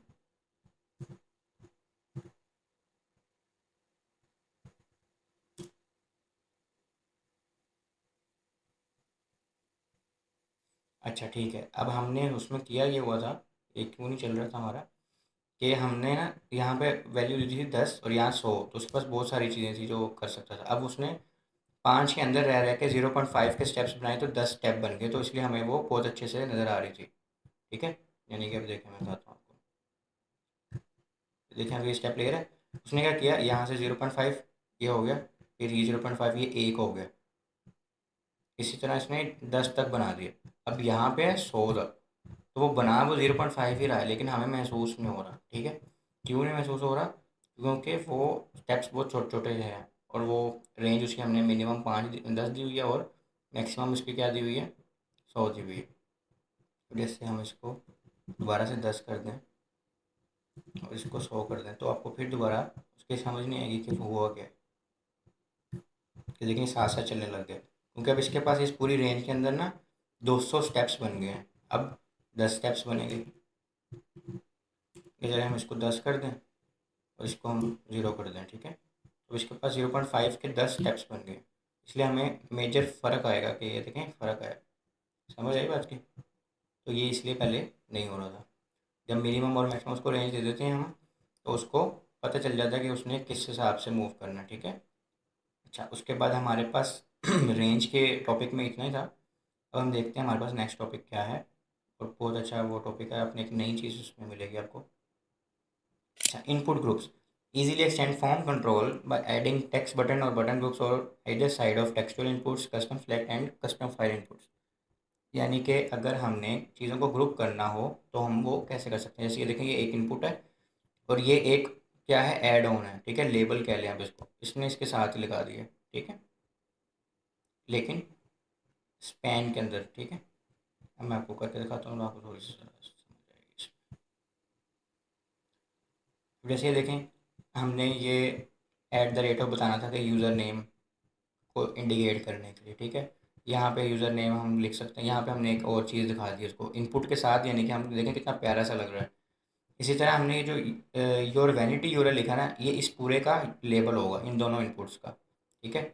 या नीचे वाली का होगा, मतलब जो भी सिनेरियो आप लिखें। अब जैसे ये डिव है, ठीक है, इसमें उसने किया क्या है, जो उसने इनपुट के साथ चीज़ यूज़ करनी है ना, उसको उसने एट द रेट ऑफ को स्पैन में रख दिया और उसको क्लास ये दिया इनपुट ग्रुप टेक्स्ट। आपने ये क्लास जिसको देंगे वो उसके साथ वाली इनपुट के साथ आ जाएगा, ठीक है।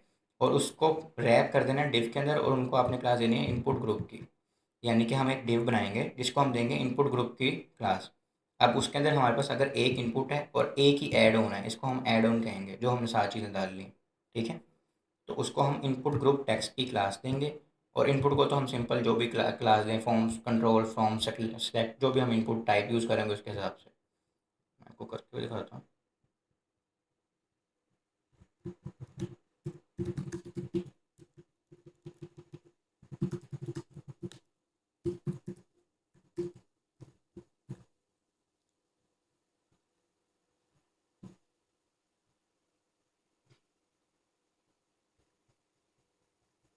अब हम जो ब्लैक कलर था ना, उसको एक दफ़ा कमेंट कर देते हैं।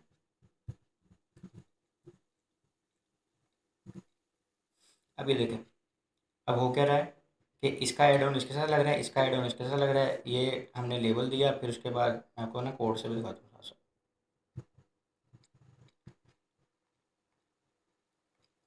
अच्छा, ये देखें,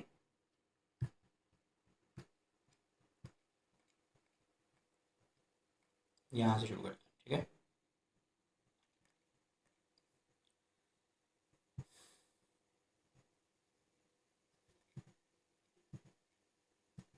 ठीक हो गया।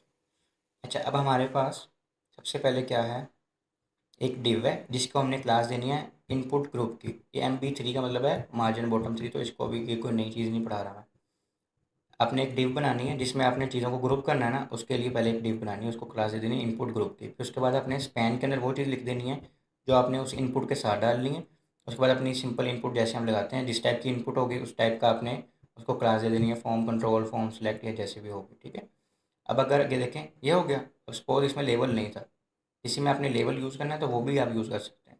जैसे पहली में लेवल नहीं है, दूसरी में भी लेवल नहीं है, लेकिन तीसरी में ये देखें, ये जो है ना ये लेवल है, और इसके नीचे वाली जो चीज़ें हैं वो इसके साथ हैं।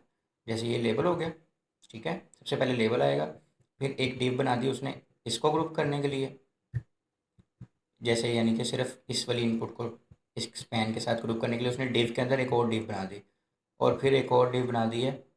तो उसके नीचे वैसे ही एक उसने डाटा लिखना था, एग्जाम्पल हेल्प टेक्स्ट, ये वाली, ठीक है। इसी तरह नीचे वाले इसमें सेक्शन में उसने जिसमें डॉलर साइन है उसमें दो उसने स्पैन यूज़ करने थे। तो पहले उसने स्पैन लगाया, यानी शुरू में स्पैन एक आ गया, फिर एक इनपुट लगाई है, फिर एक स्पैन लगा दिया, यानी कि शुरू स्पैन से किया फिर इनपुट फिर स्पैन। इससे क्या होगा, जिस जिस ऑर्डर से आप स्पैन से लगाएंगे ना उस ऑर्डर से ही बनेगी। यानी सपोज करें कि ये जो है स्पैन ये वाला, ठीक है। इस पेन के अंदर क्या है, ये example.com है। इसको नीचे कर देते हैं और इसको ऊपर कर देते हैं, तो क्या होगा, ये राइट साइड पे आ जाएगा और इनपुट लेफ्ट साइड पे आ जाएगी। पहले क्या था, मैंने वापस उसको ऊपर कर दिया, तो अब वो ये देखें ये लेफ्ट साइड पे आ गए, इसकी बात हो रही है। तो आप अपने हिसाब से इसको जिस साइड पे रखेंगे ना उस साइड पे हो जाएगा। अगर दो ऐड करने हैं तो इनपुट को बीच में रख के एक ऊपर एक नीचे, तो उस हिसाब से एक पहले ऐड कर देगा, एक बाद में ऐड कर देगा, ठीक है। ये इसको भी हम और डिटेल में भी पढ़ेंगे कि हम एक से ज़्यादा कैसे ऐड कर सकते हैं। और साथ मैं जिस कॉन्सेप्ट दे रहा था आपको कि हो क्या रहा है अभी ना कोड के साथ हमारे। अभी देखें ये रैपिंग है, input group wrap by default flex wrap, यानी कि जो बाय डिफ़ॉल्ट हम कोडिंग यूज़ करें ना बूटस्ट्रैप के अंदर, पीछे जो स्टाइल सीसेस यूज़ हो रही है उसमें ये फ्लेक्स के साथ ये काम कर रहा है। अब सपोज करें इसकी वजह से आपका बाकी पेज डिस्टर्ब होता है, तो आपने क्या करना है, फ्लेक्स नो रैप की एक क्लास लगानी है। उससे क्या होगा, जितने भी फ्लेक्स के स्टाइल्स वो यूज़ कर रहा होगा वो ख़त्म कर देगा, ताकि आपका बाकी पेज जो है वो डिस्टर्ब ना हो। एक बात याद रखनी है, जब भी आप कुछ कर रहे होते हैं ना, हो सकता है इसकी वजह से ना किसी और लाइन में मसला आ रहा हो, तो आपका कोड एक दूसरे कोड से यानी कि सिमिलर होना चाहिए, मतलब आपको पता होगा आप क्या कर रहे हैं। अगर एक जगह से हम मार्जिन ज़्यादा कर रहे हैं तो पूरे, यानी कि अगर सपोज करें यहाँ से ये चीज़ बाहर निकल रही होती है ना, जैसे ये बाहर कोई चीज़ बाहर निकल रही है, उसने पूरे पेज को डिस्टर्ब किया हुआ इस वक्त, ठीक है।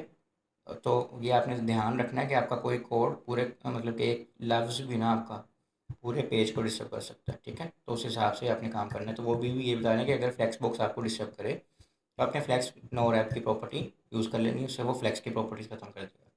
इसी तरह हम इसको साइज़ भी सही कर सकते हैं, ठीक है। अगर यानी कि आपने साइज़ अपना डिफरेंट रखना हो ना, तो हम input group SM input group LG करके, जैसे हम साइज़ शुरू से पढ़ते आ रहे हैं फॉर्म्स में, हम चेंज कर सकते हैं LG और SM से। बाद में दोबारा बता रहा हूँ कि ये मीडिया क्यूरीज नहीं है, इससे जस्ट साइज़ चेंज हो रहा है SM और LG से।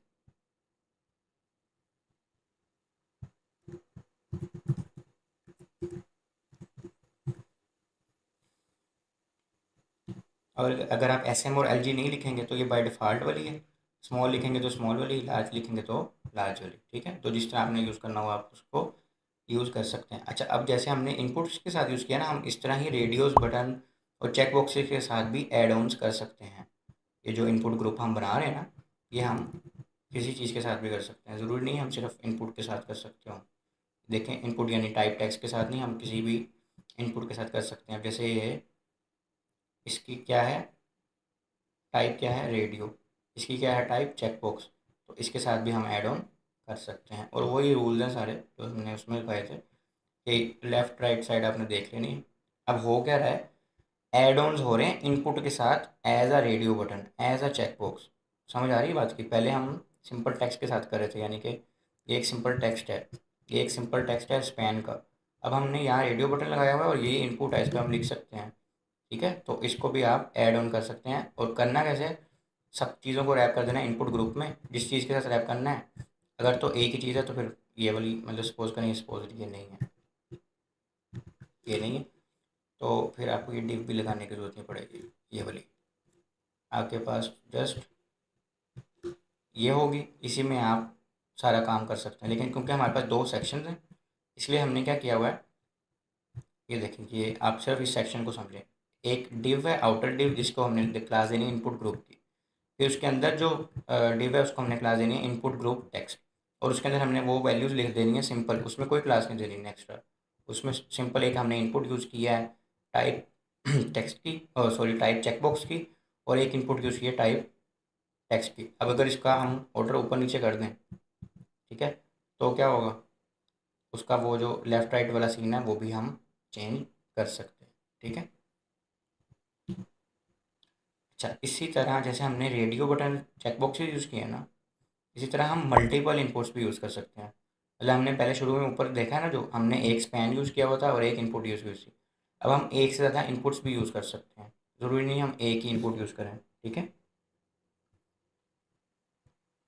तो इससे आप ये देख लें कि आप बूटस्ट्रैप से कितनी कूल कूल चीज़ें इजीली बना सकते हैं। आप कोई यहाँ जावास्क्रिप्ट नहीं लिख रहे, आप यहाँ कोई CSS नहीं लिख रहे, तो सिर्फ कोड में अंदर क्लासेस लिख रहे हैं और हमारा काम हो रहा है। ठीक है, ये टेक्स्ट हो गया। यहाँ भी मैं लिख सकता हूँ और यहाँ भी मैं अलग से लिख सकता हूँ, तो दो इनपुट्स हम यूज़ कर रहे हैं। ठीक है, मल्टीपल ऐड ऑन, जैसे मैंने आपको बताया कि हम मल्टीपल ऐड ऑन कर सकते हैं, जितने स्पैन लगा लेंगे जिस साइड पे लगा लेंगे। यानी अगर इनपुट से पहले दो लगा लेंगे तो उसके पहले ऐड हो जाएंगे, इनपुट के बाद दो लगा लेंगे तो इनपुट के बाद हो जाएंगे। ठीक है, ये भी हम करके देख लेते हैं।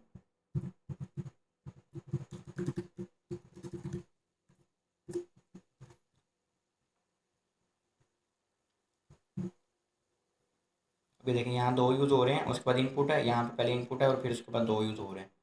इसमें हम और यूज़ करके देखते हैं, ज़रा चेक तो करें ज़रा। और जब भी मैं कोई चीज़ बता रहा होता हूँ ना, तो आपने सिर्फ रटूत होता है कि ज़रा वो नहीं करनी, उसके साथ पंगे लेने हैं। और गलत भी होगा ना, कोई मसला नहीं है, तब भी गलत होगा तो सही होगा। ठीक है, हमने यहाँ पे कितने यूज़ कर लिए हैं, तीन, नीचे वाली में। ये देखें, अब तीन उसने बना दिया एड ऑन्स, और आपकी एक इनपुट बना दी है। सही है, अब हमने दो इनपुट्स यूज़ कर लिए हैं और तीन एड ऑन्स, यानी कि हमने पांच चीज़ें एक लाइन में यूज़ कर ली हैं। तो हम अपने फॉर्म को जैसा चाहें बना सकते हैं, कोई मसला ही नहीं है। एक मतलब चुटकी का काम है सिर्फ। इसी तरह जैसे आपने radio button, check boxes, input आपस में मिलाए हैं, ऐसे आप बटन्स भी मिला सकते हैं। ठीक है, ज़रूरी नहीं है सिर्फ आप वो चीज़ें मिलाएं, आप बटन भी मिला सकते हैं। जैसे सबमिट का बटन हमने मिलाना होता है। ठीक है,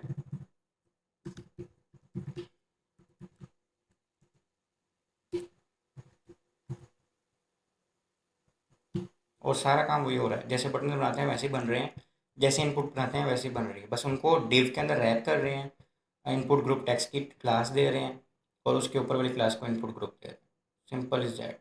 देखें, इनपुट ग्रुप, ठीक है, और अंदर क्या दे रहे हैं हम, बटन दे रहे हैं और इनपुट दे रहे हैं, और कोई एक्स्ट्रा चीज़ नहीं दे रहे हैं हम। ठीक है, और उसमें देखें यहाँ दो ऐड बटन किए हुए हैं, यहाँ एक बटन किया हुआ है, यहाँ लेफ्ट पे किए हुए हैं, या राइट पे, राइट लेफ्ट राइट क्या है, ऊपर नीचे। जहाँ पे स्पैन की पोजीशन होगी ना इनपुट के हिसाब से, उस हिसाब से वो अपनी पोजीशन लेगा वेब पेज के अंदर। जैसे बटन ऐड कर सकते हैं, वैसे आप ड्रॉप डाउन भी ऐड कर सकते हैं। देख रहे हैं कितनी नई नई चीज़ें आ रही हैं यहाँ पे। और ये हम अगर बैठ जाए ना सी एस एस से करना, सी एस एस से करने के लिए बैठ जाए ना यहाँ पे ये चीज़ें, तो आपको इतना टाइम लगेगा कि आपको पता ही नहीं है।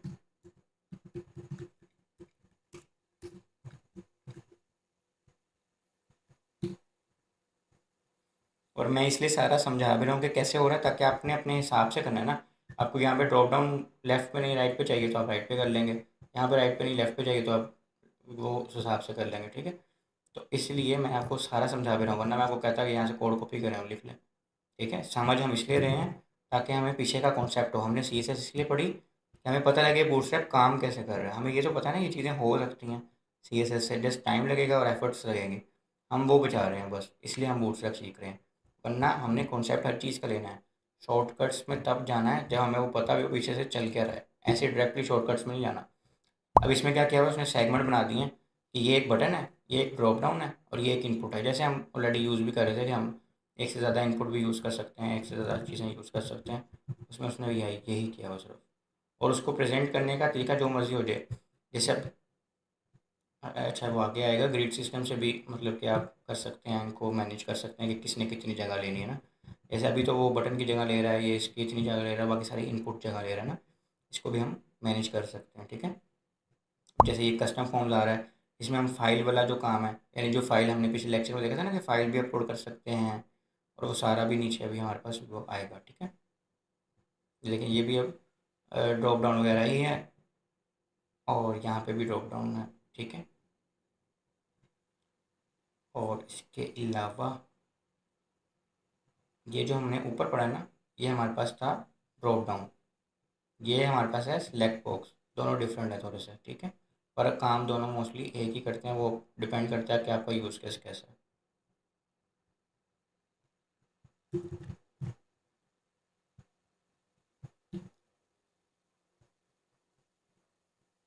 ठीक हो गया, ये हमारे पास बन गया।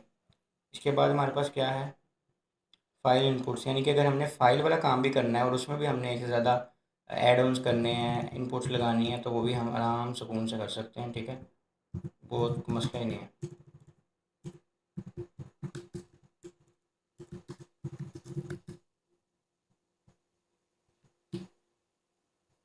ये देखिए, हम यहाँ से चूज़ कर सकते हैं फाइल।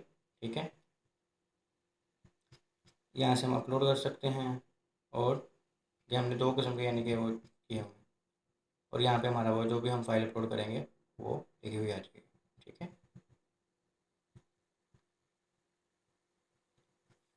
ठीक हो गया, इसमें हमारे पास यही है। और इनको हम ना अपना ग्रिड से भी सारा मैनेज कर सकते हैं। इसमें कोई ऐसी चीज़ नहीं है जो हम ग्रिड से मैनेज नहीं कर सकते। ग्रिड हर चीज़ के लिए है, हम अब कॉलम्स बना सकते हैं, इसको भी हम कॉलम्स के अंदर भी कर सकते थे, लेकिन अभी इन्होंने हमें ऑलरेडी ये डिफ़ॉल्ट इनपुट ग्रुप से करके दिखा दिया, तो अभी हम उसी से कर रहे हैं, ठीक है। तो आज के लेक्चर में इतना ही था। हमने आज क्या पढ़ा है, हमने आज चेक बॉक्सेस के जो पुराने टॉपिक्स है वो पढ़े हैं, रेंज पढ़ी है और इनपुट ग्रुप पढ़ा है। और बहुत ये अमेजिंग टॉपिक्स हैं, ठीक है, बहुत अच्छे फीचर्स हैं ये बूटस्ट्रैप के जो हमने आज पढ़े हैं। उम्मीद है आपको समझ भी आई होगी, और अगर नहीं समझ आई तो आप पूछ भी सकते हैं। और एक चीज़ और मैं बता देता हूँ कि जब भी मैं यानी कि लेक्चर रिकॉर्ड करता हूँ तो मैं कोड जो है वो पुश कर देता हूँ गिटहब पे, ठीक है।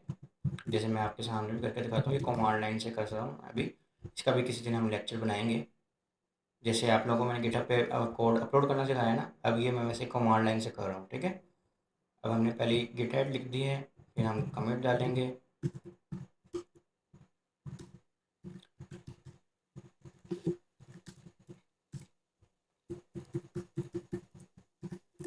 और फिर हम कर देंगे गिट पुश।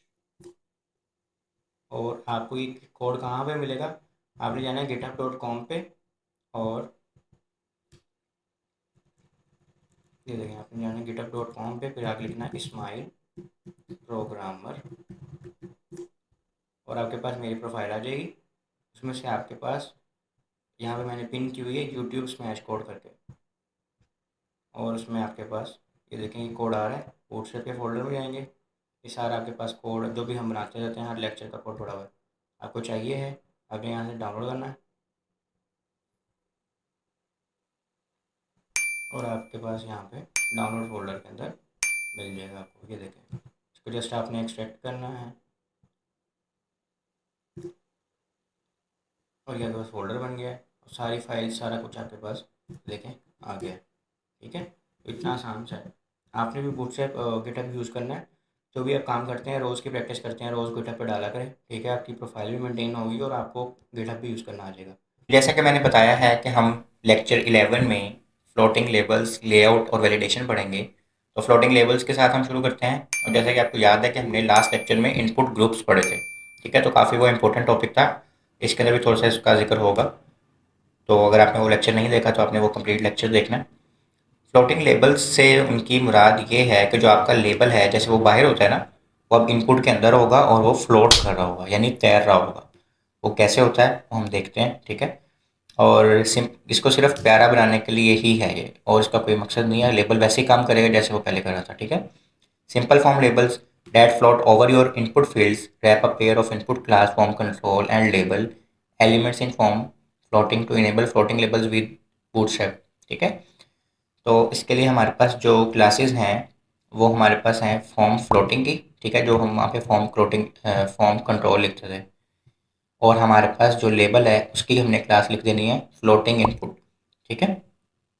जब हम ये वैल्यूज़ लिखेंगे तो हमारा जो लेबल है वो फ्लोट करने लग जाएगा, ठीक है। चलो मैं आपको उसको करके दिखाता हूँ। जैसे हमारे पास ये पहली क्लास, पहली हमारे पास एग्जांपल है, इसको हम अपने पेज में यूज़ करके देखते हैं सबसे ऊपर।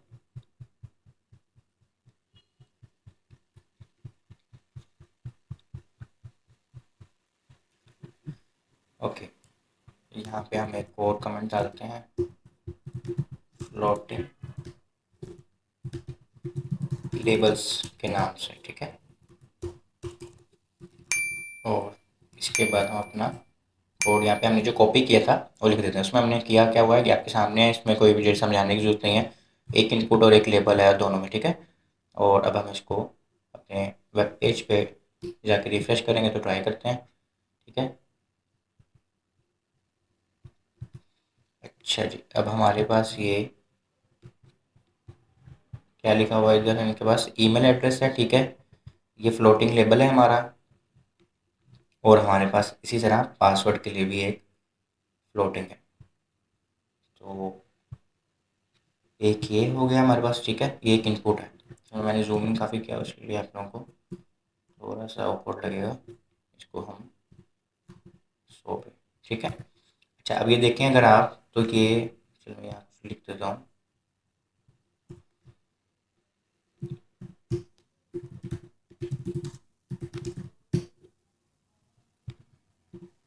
अच्छा, ये हमारे पास एक इनपुट है, और जो लेबल हमारा पहले लिखा होता था बाहर, जैसे ये देखें, ये पासवर्ड लिखा हुआ है और ये उसकी इनपुट है। अब क्या ये पासवर्ड इसके अंदर लिखा हुआ है, तो मैं इस पर जैसे ही क्लिक करूँगा तो जो लेबल है वो फ्लोट करके ऊपर हो जाएगा। देखें ज़रा कितना प्यारा सा लगेगा हमारे पास, और ये जो इनपुट है वो फोकस्ड हो जाएगी। और अब मैं इसमें अंदर कुछ लिखूंगा, मैं बाहर आके अगर इसको अनफोकस करता हूँ तो वो वैसे ही है। अगर मैंने इसमें कुछ ना लिखा होता और वो वैसे ही बाहर आ गया होता, तो वापस वो अपनी जगह पे जा रहा है लेबल। तो ये हमारा सिर्फ एक क्लास ऐड करने से या एक से दो क्लासेस ऐड करने से कितना प्यारा सा हमारा लेबल हो गया। ये देखें, ये कितना सिंपल सा है कि इसमें फोकस हो रहा है, ये पासवर्ड है और सिंपल। लेकिन यहाँ पे क्या, वो इतना प्यारा सा वो फ्लोट कर रहा है, बाहर वापस आ रहा है, ठीक है। तो ये एक फ्लोटिंग लेबल एक फीचर है बूटस्ट्रैप का, जिसे हम डिफरेंट इनपुट्स में यूज़ कर सकते हैं। जैसे अभी सिंपल इनपुट में हमने यूज़ किया है। इसके बाद हमारे पास टेक्स्ट एरियाज़ हैं, उसके अंदर भी हम सेम यूज़ कर सकते हैं। सिलेक्ट इनपुट के अंदर हम यूज़ कर सकते हैं, ठीक है। यहाँ पे इन्होंने करके भी दिखाया हुआ है, ठीक है। और उसके बाद हमारे पास टेक्स्ट एरियाज़ आ गया। ये टेक्स्ट एरियाज़ का कोड है, ठीक है। इसको भी हम यूज़ करके देख सकते हैं।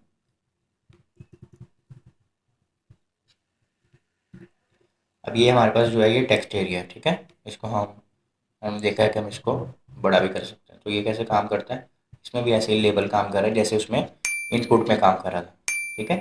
तो हम इसको अपने टेक्स्ट एरिया में यूज़ कर सकते हैं, सिलेक्ट के टैग में यूज़ कर सकते हैं। सिलेक्ट के टैग का भी हमारे पास कोड है, इसमें भी सिर्फ क्या हो रहा है, यहाँ पे फॉर्म कंट्रोल की जगह फॉर्म फ्लोटिंग आ रहा है और फ्लोटिंग सिलेक्ट आ रहा है, ठीक है। तो एक से दो क्लासेस सिर्फ चेंज हो रही हैं। मैं वो डीपली नहीं जा रहा उस पर, लेकिन सिर्फ क्लासेस चेंज हो रही हैं, इससे ज़्यादा उसमें कुछ भी नहीं हो रहा। अच्छा, ये देखिए हमारे पास अब ये जो हमारी लेबल है, पहले ये बाहर होता था, यानी वर्क विद सिलेक्ट है ना, जो ये लफ्ज़ बाहर लिखा होता था, अब इसके अंदर लिखा हुआ है, ठीक है। तो इसी को हम फ्लोटिंग लेबल्स कहते हैं। डिसेबल्ड जो इनपुट्स होती हैं उसमें भी ये सेम टू सेम काम करता है। जैसे अभी ये नज़र भी आ रहा है हमारे पास, इसको हम यूज़ ना भी करें अगर, तो ये देखें ये डिसेबल्ड है। अब ये ईमेल एड्रेस बाहर भी लिखा हो सकता था ना, क्योंकि हमने फ्लोटिंग लेबल यूज़ किया इसलिए उसके अंदर है वो डिसेबल्ड, इसमें भी हम कुछ कर नहीं सकते,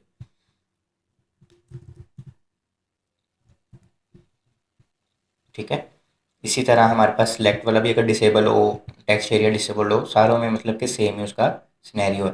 और हमने एक इनपुट की टाइप पढ़ी थी कि अगर हमने सिर्फ यानी कि कुछ दिखाना है, लिखा हुआ दिखाना है, हम उसके इर्द गिर्द पूरा वो बॉक्स ना ही दिखाना चाहते हैं इनपुट का, तो हम उसमें प्लेन टेक्स्ट की क्लास यूज़ कर लेते थे। तो उसके लिए भी ये यूज़ हो जाती है। उसके लिए भी आप अगर उसमें लेबल आपने यूज़ करना है, तो उसके लिए उन्होंने ये क्लासेस दी हुई हैं, ठीक है।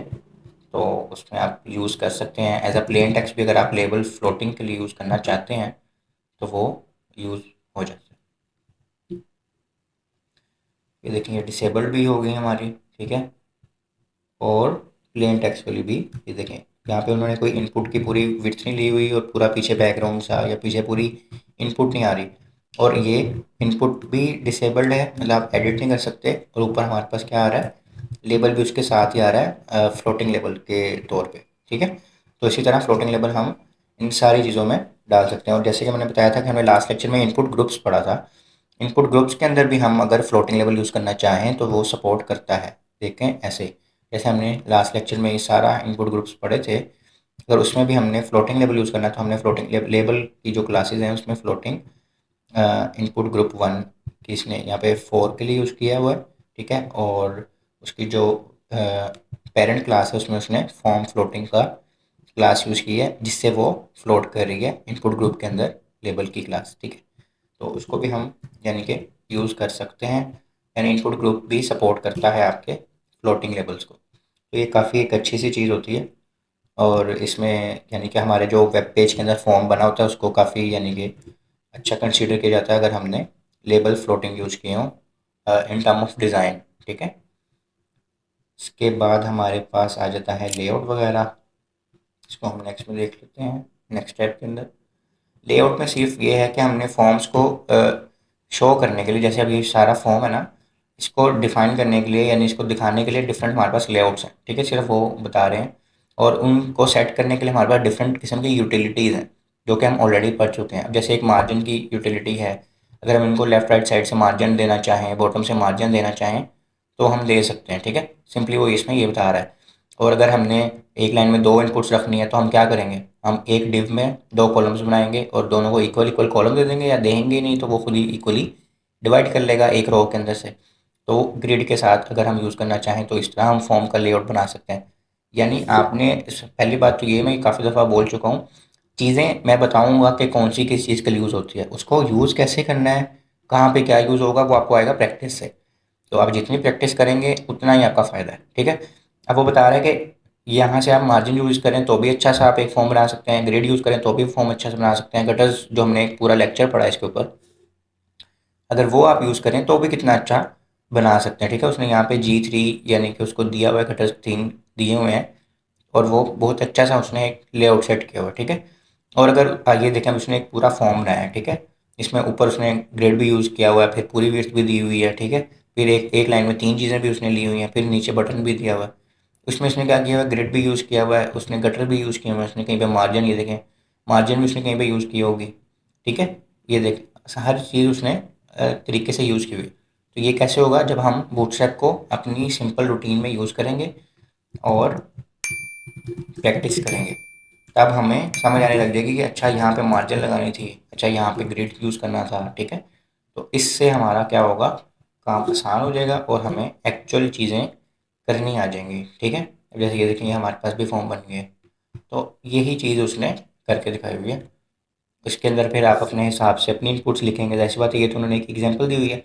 अब अपने क्लाइंट के हिसाब से या जो भी आप चीज़ बना रहे हैं उसमें आपको जिस तरह का भी फॉर्म चाहिए उस तरह कर सकते हैं। अब जिस तरह इसने एक और एग्जांपल दिया कि अगर आप हॉरिजॉन्टली फॉर्म बना रहे हैं तो आप वो भी बना सकते हैं, ठीक है। इसमें उसने डिफरेंट चीज़ें यूज़ की हुई हैं, रो यूज़ किया हुआ है, ग्रिड सिस्टम यानी कि उसने यूज़ किया हुआ है, ठीक है। इसने ये मार्जिन बॉटम यूज़ की हुई है, ठीक है। ये अब क्लासेस से तो आपको रोशनाई हो गई है कि कौन सी क्लास किस चीज़ के लिए यूज़ होती है। अब आपने सिर्फ सीखना ऐसे है कि एक्चुअल सारी चीज़ों को इकट्ठा करके हमने यूज़ कैसे करना है, और वो आना है आपको प्रैक्टिस से। वो प्रैक्टिस के बगैर आपको नहीं आना, ठीक हो गया। एक और बात, ये जो फॉर्म का टैग है ना, ये कोई स्टाइल नहीं ऐड करता, लेकिन ये यूज़ ज़रूर करना है अगर आपने फॉर्म बनाना है ना। जो क्रोम है या सफारी है या ओपरा या यूसी ब्राउज़र, ये सारे जो ब्राउज़र है ना, उन्होंने प्री डिफाइंड स्टाइल्स रखे होते हैं सिर्फ इन टैग्स के ऊपर। यानी अगर आप टेबल का टैग यूज़ करेंगे तो उनको पता चलेगा कि वो टेबल का टैग अब यूज़ कर रहे हैं और उस हिसाब से ही उसको स्टाइलिंग करेगा, ठीक है। अगर आप फॉर्म का यूज़ करेंगे तो उस हिसाब से ही वो फॉर्म करेगा। इसी तरह एक और इन्होंने एक लेआउट की एग्जांपल दी हुई है, ठीक है। इसमें उन्होंने एक चीज़ भी बताई हुई है, be sure to use col form label SM, col form label LG। यानी कि लेबल के हिसाब से अपने लेबल को भी हम LG और SM यूज़ कर सकते हैं ना फॉर साइजिंग। हमने ये लास्ट लेक्चर्स में पढ़ा हुआ है, जब लेबल पढ़ा था हमने, कि हमने अगर लेबल को बूटस्ट्रैप के ज़रिए बड़ा छोटा करना है, जैसे ये देखें इन्होंने ईमेल के वर्ड को बड़ा छोटा किया हुआ है, तो वो SM और LG से होगा, उसकी साइजिंग चेंज होगी। ये ग्रिड सिस्टम को उसके साथ मिक्स नहीं करना, ठीक है। और लेबल्स और लेजेंड यूज़ करने हैं आपने, अगर अच्छा सा आपने एक फॉर्म बनाना है। लेजेंड्स भी हमने ये HTML में पढ़ा था कि लेजेंड्स क्या होते हैं, ठीक है। तो ये आप इस तरह भी लेआउट सेट कर सकते हैं। डिफरेंट कॉलम के साइज़ अपने अगर आप बनाने हैं, आप जैसे इस कॉलम को अपने सात कॉलम देने थे इस इनपुट को, तो बाकी तीन इसको चले जाएंगे या ढाई इसको चले जाएंगे, ढाई इसको चले जाएंगे, वो खुद ही उसमें डिवाइड कर लेगा, ये ऑटो साइजिंग हो जाएगी, ठीक है। इसी तरह इधर भी इन्होंने ये देखें ऑटो साइजिंग की हुई है। इधर इन्होंने चार चीज़ें एक लाइन में यूज़ की हुई हैं, यानी एक रो है और उसी के अंदर उन्होंने चार चीज़ें यूज़ की हुई हैं। एक ये यूज़ की हुई है, दूसरी, तीसरी और ये चौथी, ठीक है। उसके बाद नीचे लाइन उन्होंने सबमिट का बटन भी बनाया हुआ है। तो ये सारी चीज़ें आप मतलब डिफरेंट एंगल से देखें, हर चीज़ यानी कि पॉसिबल है, ग्रिड सिस्टम से ही पॉसिबल है। हर चीज़ आप मार्जिन पैडिंग देंगे उससे भी हो जाएगी। तो ये अब आपने डिसाइड करना है कि आपने किस चीज़ पे जाना है, ठीक है। और जब भी आप किसी चीज़ का लेआउट बना रहे हो तो आप ट्राई करेंगे ग्रिड सिस्टम यूज़ करें। ग्रिड सिस्टम से आपकी 99.9% जो चीज़ें हैं ना वो फिक्स हो जाती हैं, आपका लेआउट रेडी हो जाता है, ठीक है। इसी तरह इनलाइन फॉर्म्स अगर आप बनाने चाह रहे हैं कि एक ही लाइन का फॉर्म हो, यानी कि इसमें क्या था, सबमिट का बटन नीचे भी लाइन में था ना, आप एक एक ही लाइन में भी सारा कुछ कर सकते हैं, वो भी ग्रिड सिस्टम से हो जाएगा। यहाँ पे भी उन्होंने ग्रिड सिस्टम से ही किया हुआ है, ठीक है।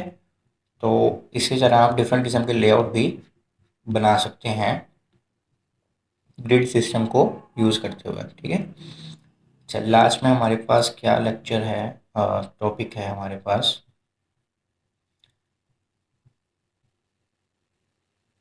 एक टॉपिक है वैलिडेशन। अब वैलिडेशन क्या होती है कि आपने एक फॉर्म बनाया, ये फॉर्म बन गया, अब इसमें मैं कुछ लिख रहा हूँ, ठीक है।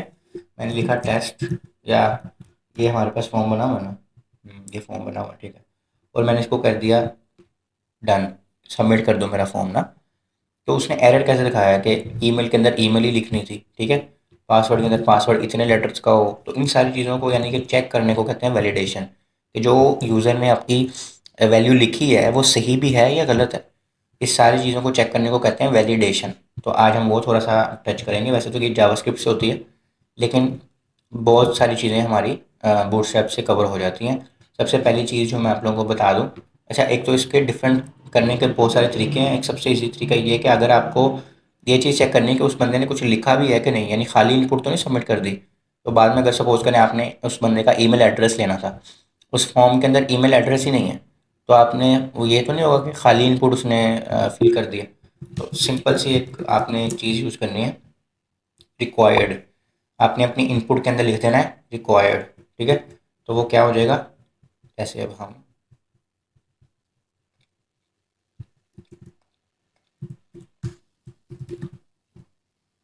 फॉर्म वैलिडेशन, ठीक है, और हम यहाँ पे एक फॉर्म बनाते हैं।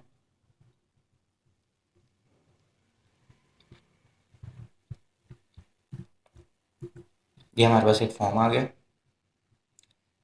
और अब हम, जैसे मैं ये कह रहा हूँ, ये एक वेबसाइट है मेरी, ठीक है। एक बंदे ने यहाँ पे फिल किया नेम, नेम भी लिख दिया, मैसेज भी लिख दिया कि उसको क्या मसला है ना हमारे से, उसने कुछ चीज़ डिस्कस करनी है कोई प्रोजेक्ट के बारे में या कुछ भी। तो उसने अपनी ईमेल लिखी नहीं और सबमिट कर दिया, ठीक है। यानी कि यहाँ पे उसने अपना नेम लिखा, यहाँ पे उसने अपना मैसेज भी लिख दिया, पर उसने यहाँ पे जाके कर दिया सेंड मैसेज। तो उसने यहाँ पे एरर शो कर दिया, all inputs fields are required, यानी कि सबको आपने फील्ड ज़रूर करना है। ये एरर कैसे शो होगा, आपने सिंपल एक लफ्ज़ लिखना है सारी इनपुट्स के अंदर, जो जो आपको चाहिए ना कि वो ज़रूर फिल हों, उसके अंदर आपने जाके एक लफ्ज़ लिख देना है रिक्वायर्ड। तो जैसे मैंने आपको बताया कि एक सिर्फ वर्ड की नीड है रिक्वायर्ड की, यानी जब हम रिक्वायर्ड लिख देते हैं तो वहाँ पे हमें हो जाता है कि हमने इस चीज़ को ज़रूर फिल करना है, हम उसको खाली नहीं छोड़ सकते, ठीक है। तो अगर हम रिक्वायर्ड नहीं लिखेंगे तो आपको क्या कहेगा कि इसको लिखें ज़रूर, ठीक है। मैं आपको यहाँ से करके भी दिखाता हूँ आपको। ये देखिए, तो जैसे मैंने इसको सबमिट कर दिया, लिखा मैंने कुछ भी नहीं, ठीक है। अब यहाँ पे तो खैर लिखा हुआ है ना, इसको हम ख़त्म करते हैं एक दफ़ा,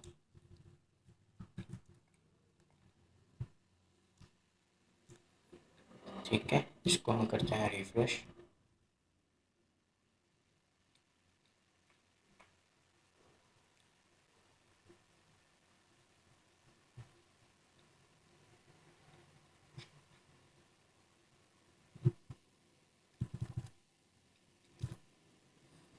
ये थोड़ा सा टाइम ले रही है, इसको देखते हैं कि क्या मसला है इसका।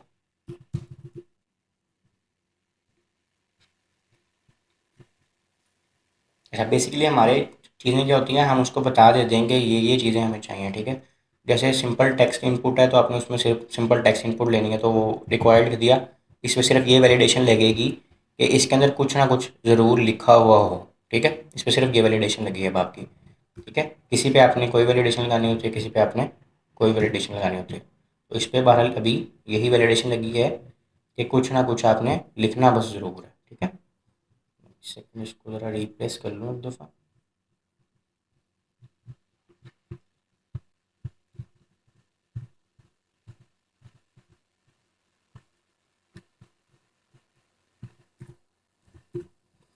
अच्छा, उसके बाद हमारे पास एक तो होगी रिक्वायर्ड वाली, ठीक है। दूसरी हमारे पास जो है ना चीज़, ये रही। अच्छा, अब हमने उसको बताना है, ये देखें, आपको ऑलरेडी पता है कि लेबल जो है वो इनपुट के साथ कैसे रिलेट करता है। जो हमने लेबल के अंदर फोर के अंदर लिखा होता है ना, फोर के इनपुट के अंदर, यानी कि लेबल के फोर के इनपुट के अंदर जो लिखा होगा वो रिलेट करेगा उसकी आईडी से, जो भी उस इनपुट की आईडी को मिला वो सेम टू सेम, ठीक है। वैसे ही लिखा हुआ वैलिडेशन कस्टम 01। अब ये किस इनपुट के साथ लिंक्ड है, इस इनपुट के साथ है, इसकी भी आईडी क्या है, वैलिडेशन कस्टम 01। तो यानी कि ये लेबल इस इनपुट के साथ मिक्स्ड है। ठीक है। और इस इनपुट पे क्या वैलिडेशन लगी हुई है कि ये रिक्वायर्ड है, तो वो फर्स्ट नेम को बताएगा कि ये अगर तो मिले तो ठीक है, वरना उसने बता देना कि ये नहीं है। अच्छा, अब उसके बाद उसने एक एक और डिव बनाई है वैलिड फीडबैक की। वैलिड का मतलब है कि ओके है, इनवैलिड का मतलब है कि ओके नहीं है। तो अगर तो ये ओके होगा तो कहेगा लुक्स गुड। ठीक है, जैसे अगर हम सबमिट कर रहे हैं उसके अंदर हमने नाम लिखा हुआ है, तो क्या आ रहा है यहाँ पे नीचे सबसे लिखा हुआ आ रहा है लुक्स गुड, और ये ग्रीन हो गया। ये नीचे लिखा हुआ इतना, ये जो स्टाइलिंग है और ग्रीन कलर, ये ऑलरेडी इस क्लास के अंदर डिफाइंड है बूटस्ट्रैप के जरिए। ठीक है, चीज़ों को मिक्स नहीं करना। उन्होंने खुद से अपने केसेस बता दिए हैं कि अगर तो कोई चीज़ सही है तो क्या होगा, कोई चीज़ गलत है तो क्या होगा। अब सपोज करें कि आपने नहीं दिया ना यूज़र नेम। अच्छा, ये तो हो गया। उसके बाद है हमारे पास यूज़र नेम। एक सेकेंड। अब जैसे ये मैंने हटा दिया तो ये इनपुट क्या हो गई है, रेड हो गई, क्योंकि इस पर रिक्वायर्ड लगा हुआ है और रिक्वायर्ड की उन्होंने स्टाइलिंग खुद से की हुई है कि वो रेड हो जाए और उस पर ये एक्सक्लेमेटरी मार्क आ जाए। ठीक है, अगर इसमें हम कुछ भी लिख देंगे तो वो खुद ही ग्रीन हो गई है, तो ये एक किस्म की वैलिडेशन लग रही है। अच्छा, ये हो गई। अब यूज़र नेम में उसने क्या किया हुआ है कि देखें, यूज़र नेम में उन्होंने यहाँ से शुरू हो रही है यूज़र नेम की। उन्होंने कहा है कि यूज़र नेम चूज़ करें। ठीक है, अ, अगर इनवैलिड फीडबैक आए ना, यानी कि अगर आपने यहाँ पे कुछ चूज़ ही नहीं किया, तो वहाँ पे क्या लिखा आ रहा है, please choose a user name. जैसे इन्होंने यहाँ पे वैलिड फीडबैक की क्लास के अंदर लुक्स गुड लिखा था, ऐसे ही उन्होंने इनवैलिड फीडबैक के अंदर लिख दिया कि अगर कोई चूज़ ना करे यूज़र नेम, तो आपने वहाँ पे क्या कर देना है, please choose a user name. ठीक है, यानी यहाँ पे हमें वो कुछ बता नहीं रहा था, अगर हम यहाँ से ख़त्म कर देते थे ना कुछ भी, तो हमें वो कुछ भी नहीं बता रहा था, क्योंकि उसने क्या किया होता, वैलिड फीडबैक में बताया होता क्या करना है, लेकिन इनवैलिड में नहीं बताया होता। अब इन्होंने वैलिड में, कहाँ गया, ये रहा, ये इनवैलिड में उन्होंने बताया हुआ है कि इनवैलिड अगर हो, अगर कुछ ना आ रहा हो, तो आपने नीचे शो क्या करना है, रेड तो करना ही है, लेकिन नीचे शो क्या करना है। अब जैसे ही मैं यहाँ पे लिख दूंगा तो वो ग्रीन हो गई। अब इन्होंने लेकिन वैलिड में नहीं बताया हुआ। मतलब आप अपने हिसाब से अपना जो भी आपका केस हो, अपने वैलिड और इनवैलिड फीडबैक बता सकते हैं कि उसके रिलेटेड आपकी क्या है। ठीक है। अच्छा, उसके बाद हमारे पास अच्छा, लेकिन वो जो आपने वैलिड फीडबैक या इनवैलिड फीडबैक देनी है, वो उसी डिव के अंदर देनी है, यानी ये एक डिव चल रही है। ठीक है, ये पूरी एक डिव है यूज़र नेम की। उसने उसमें यूज़र नेम का लेबल, उसमें यूज़र नेम की इनपुट, हर चीज़ उसी में दी हुई है। तो वैलिड फीडबैक या इनवैलिड फीडबैक भी आपने उसी के अंदर देनी है, ताकि वो उससे रिलेट कर सके। सही हो गया। इसी तरह उन्होंने नीचे सेलेक्ट बॉक्स दिया है, उसमें अगर आप सिटी सेलेक्ट नहीं करेंगे तो वहाँ पे क्या आ रहा है, please provide a valid city. अगर मैं यहाँ पे लिख दूंगा कोई भी, तो वो उसने ओके कर दिया। ठीक है, अब ये आगे की चीज़ है कि ये जो मैंने एफ ए लिखा है, ये किसी सिटी का नाम है या नहीं है, वो एक आगे की वैलिडेशन है, वो हम जावास्क्रिप्ट में ही सीखेंगे। पर ये एक बिल्कुल बेसिक सी वैलिडेशन मैं आपको यहाँ पे बता रहा हूँ। अगर हम चीज़ें सेलेक्ट कर लेते हैं तो वो ओके कर देता है। ठीक है, यहाँ पे भी उसने कहा हुआ है कि इसको आप एग्री करेंगे तो ये ग्रीन होगा। ये देखें, अब सारा हमारा जो फॉर्म है वो ग्रीन हो गया रेड से। तो इसी तरह आप वैलिडेशन लगा सकते हैं सिर्फ क्लासेस के ज़रिए। ना इसमें कोई जावास्क्रिप्ट है, ना इसमें कोई जे क्यूरी है। ठीक है, जैसे मैंने यहाँ लिखा रिक्वायर्ड, इसका मतलब है कि वो इनपुट ज़रूरी फिल करनी है, आप इसको खाली छोड़ के फॉर्म सबमिट नहीं कर सकते। इसी तरह इन्होंने, ये ब्राउज़र डिफ़ॉल्ट है, यानी कि अगर आप कोई क्लास ना यूज़ करें, सिर्फ रिक्वायर्ड रिक्वायर्ड लिखें, ना आप वैलिड फीडबैक बताएं, ना आप इनवैलिड फीडबैक बताएं, तो क्या होगा, तो जैसे ये आ रहा होगा, please fill out this field. ये रिक्वायर्ड का नॉर्मल बिहेवियर है, यानी अगर आप रिक्वायर्ड लिखते हैं ना, तो ये उसका नॉर्मल बिहेवियर है कि उसने सारों में बताना है कि कुछ फिल लो। क्या फिल लो, उसके अंदर रेड ग्रीन और वैलिड इनवैलिड फीडबैक कुछ नहीं होगा, सिर्फ फील्ड हो। ठीक है, उसका मतलब सिर्फ ये है। तो ये आपका नॉर्मल बिहेवियर है, लेकिन अगर आपने कस्टम करके स्टाइल करना है तो वो ये मैंने ऊपर बता दिया। अच्छा, उसके बाद हमारे पास और भी चीज़ें हैं कि सर्वर साइड से हम कैसे कर सकते हैं। ठीक है, अभी देखें, इसमें बॉर्डर रेडियस का भी उन्होंने बताया हुआ है। तो fix issue with border radius input groups require an additional has validation class, यानी कि आपने हैज़ वैलिडेशन वाली क्लास यूज़ कर लेनी है अगर आपको बॉर्डर रेडियस का इशू आ रहा हो। ठीक है, इसमें सारा कुछ उन्होंने वही बताया हुआ है। और सपोर्टेड एलिमेंट्स, यानी किस किस के लिए ये वैलिडेशन आप लगा सकते हैं, input text areas form control included up to one, form control input group select form select और फॉर्म टेक्स्ट, इन सारों के ऊपर आपकी वैलिडेशन यानी कि लग सकती है। टूल टिप्स में क्या होता है, टूल टिप्स में वही जो आपने वैलिड और इनवैलिड फीडबैक दी हुई है ना, वो टूल टिप्स में शो होगी। पहले क्या हो रहा था, वो नीचे एज अ टेक्स्ट शो हो रही थी ना, ये देखें नीचे एज अ टेक्स्ट शो हो रही थी। अब वो एक किस्म का प्यारा सा, यानी कि उन्होंने एक टूल टिप सी बना दी, ठीक है। तो उसको यूज़ करने के लिए भी डिफरेंट सी क्लासेस है, ठीक है। ओके, ये देखें यहाँ पे जैसे उन्होंने क्लास यूज़ की हुई है नीड्स वैलिडेशन, ठीक है। और यहाँ पे वैलिड फीडबैक थी, यहाँ पे वैलिड टूल टिप हो गया। तो इस तरह आपकी भी क्लासेस चेंज होंगी, वैलिड इनवैलिड टूल टिप होगी। जैसे पहले फीडबैक था, अब टूल टिप हो गया। उससे क्या हो रहा है, आपकी जो नीचे टेक्स्ट लिखा हुआ आ रहा था, उसी को उन्होंने एक किस्म का प्यारा सा टूल टिप बना दिया, ठीक है। इसमें भी यही है कि हम अगर इसको लिखेंगे तो वो सही हो जाएगा, ठीक है। तो ये हमारी वैलिडेशन है। इसको हम डीप डाउन पढ़ेंगे जब हम जावास्क्रिप्ट करेंगे, लेकिन अभी ये बेसिक, आप कह लें कि बेसिक थोड़ा सा कॉन्सेप्ट है आपकी बेसिक वेबसाइट्स में वैलिडेशन लगाने के लिए, ताकि आपका फॉर्म कम से कम खाली फिल ना हो। और आपने जो चीज़, अच्छा इसमें एक और चीज़ भी है कि अगर आप सिर्फ टाइप्स भी सही यूज़ करें ना, यानी कि आपने एक इनपुट किया, इनपुट लिए जिसमें पासवर्ड ही चाहिए आपको, तो आप उसमें पासवर्ड ही लिखें, उसकी टाइप पासवर्ड लिखें इनपुट की ना। इनपुट की जो टाइप्स होती हैं जैसे ये देखें, ठीक है। और इनपुट की टाइप ईमेल लिखेंगे तो उसमें ईमेल ही होगी। अगर वो बंदा वहाँ पे ईमेल सही ईमेल नहीं लिखेगा तो वो भी वहाँ पे इसको error by default he show करेगी, उसमें कोई वैलिडेशन लगाने की ज़रूरत नहीं है आपको। इनपुट में आपको सिर्फ नंबर चाहिए। जैसे ज़िप कोड में इन्होंने एक गलती की हुई है कि ज़िप कोड होते हैं नंबर्स में, ठीक है। इन्होंने ज़िप कोड में, अगर मेरे यहाँ नज़र आ जाए ज़िप कोड्स, फिर इनपुट की टाइप इन्होंने ली हुई है टेक्स्ट, हालांकि इनपुट की टाइप होनी चाहिए यहाँ पे नंबर, क्योंकि ज़िप कोड्स नंबर्स होते हैं, ठीक है। तो अगर वहाँ पे नंबर लिखते हैं, अब यहाँ पे मैं ज़िप कोड एबीसी भी लिख रहा हूँ तो उसके लिए वो सही है, उसको कोई मसला नहीं कर रही। लेकिन होना ये चाहिए था यहाँ पे मैं सिर्फ नंबर लिखूँ, और अगर मैं यहाँ पे एबीसी लिखता तो वो बताता कि ये गलत है, ठीक है। तो इस तरह करके यानी कि आप वैलिडेशन खुद भी लगा सकते हैं। आप इनपुट की टाइप्स डीपली पढ़ें ना ज़रा, इनपुट की टाइप्स कितनी होती हैं, आपको ईच एंड एवरीथिंग के लिए इसकी टाइप मिल जाती है। बटन, डेट, ठीक है, टाइम, वहाँ पे फिर टाइम ही आएगी, हर चीज़ वही होगी जो आपको चाहिए होगी, ठीक है। या मैं जैसे पासवर्ड लिखूंगा तो देखें पासवर्ड की तरह ही लिखा आ रहा है, हालांकि यहाँ पे मैं पासवर्ड लिखूँ या कुछ भी लिखूँ तो वो टेक्स्ट की फॉर्म में आ रहा है। तो इस तरह आप इसकी टाइप्स को ज़रा एक्सप्लोर करेंगे तो आप मोस्टली अपना फॉर्म को खुद ही सिंपल एचटीएमएल सीएसएस के साथ ही वैलिडेट कर सकते हैं, ठीक है। तो इस तरह आप अपनी वैलिडेशन लगा सकते हैं। इस लेक्चर में हमने यहीं तक पढ़ना था। अब हमारा फॉर्म्स तो पूरा हो गया है, तो हम नेक्स्ट लेक्चर से अपने कंपोनेंट्स शुरू करेंगे, ये वाले, ठीक है। और इसमें हमने ज़्यादा डीप डाउन जाना भी नहीं है, क्योंकि हमने ऑलरेडी चीज़ें पढ़ी हुई हैं। तो हम ये सारे देखेंगे और देखते हैं फिर अगले लेक्चर में। अपना बहुत सारा ख्याल रखिएगा, इसकी प्रैक्टिस ज़रूर किएगा। कोई भी इशू आप फेसबुक के ग्रुप में पूछ सकते हैं हमारे से, गिटहब में आपको ये सारा कोड भी मिल जाएगा। और अपना बहुत सारा ख्याल रखिएगा, मिलते हैं अगली वीडियो में। अल्लाह हाफिज़।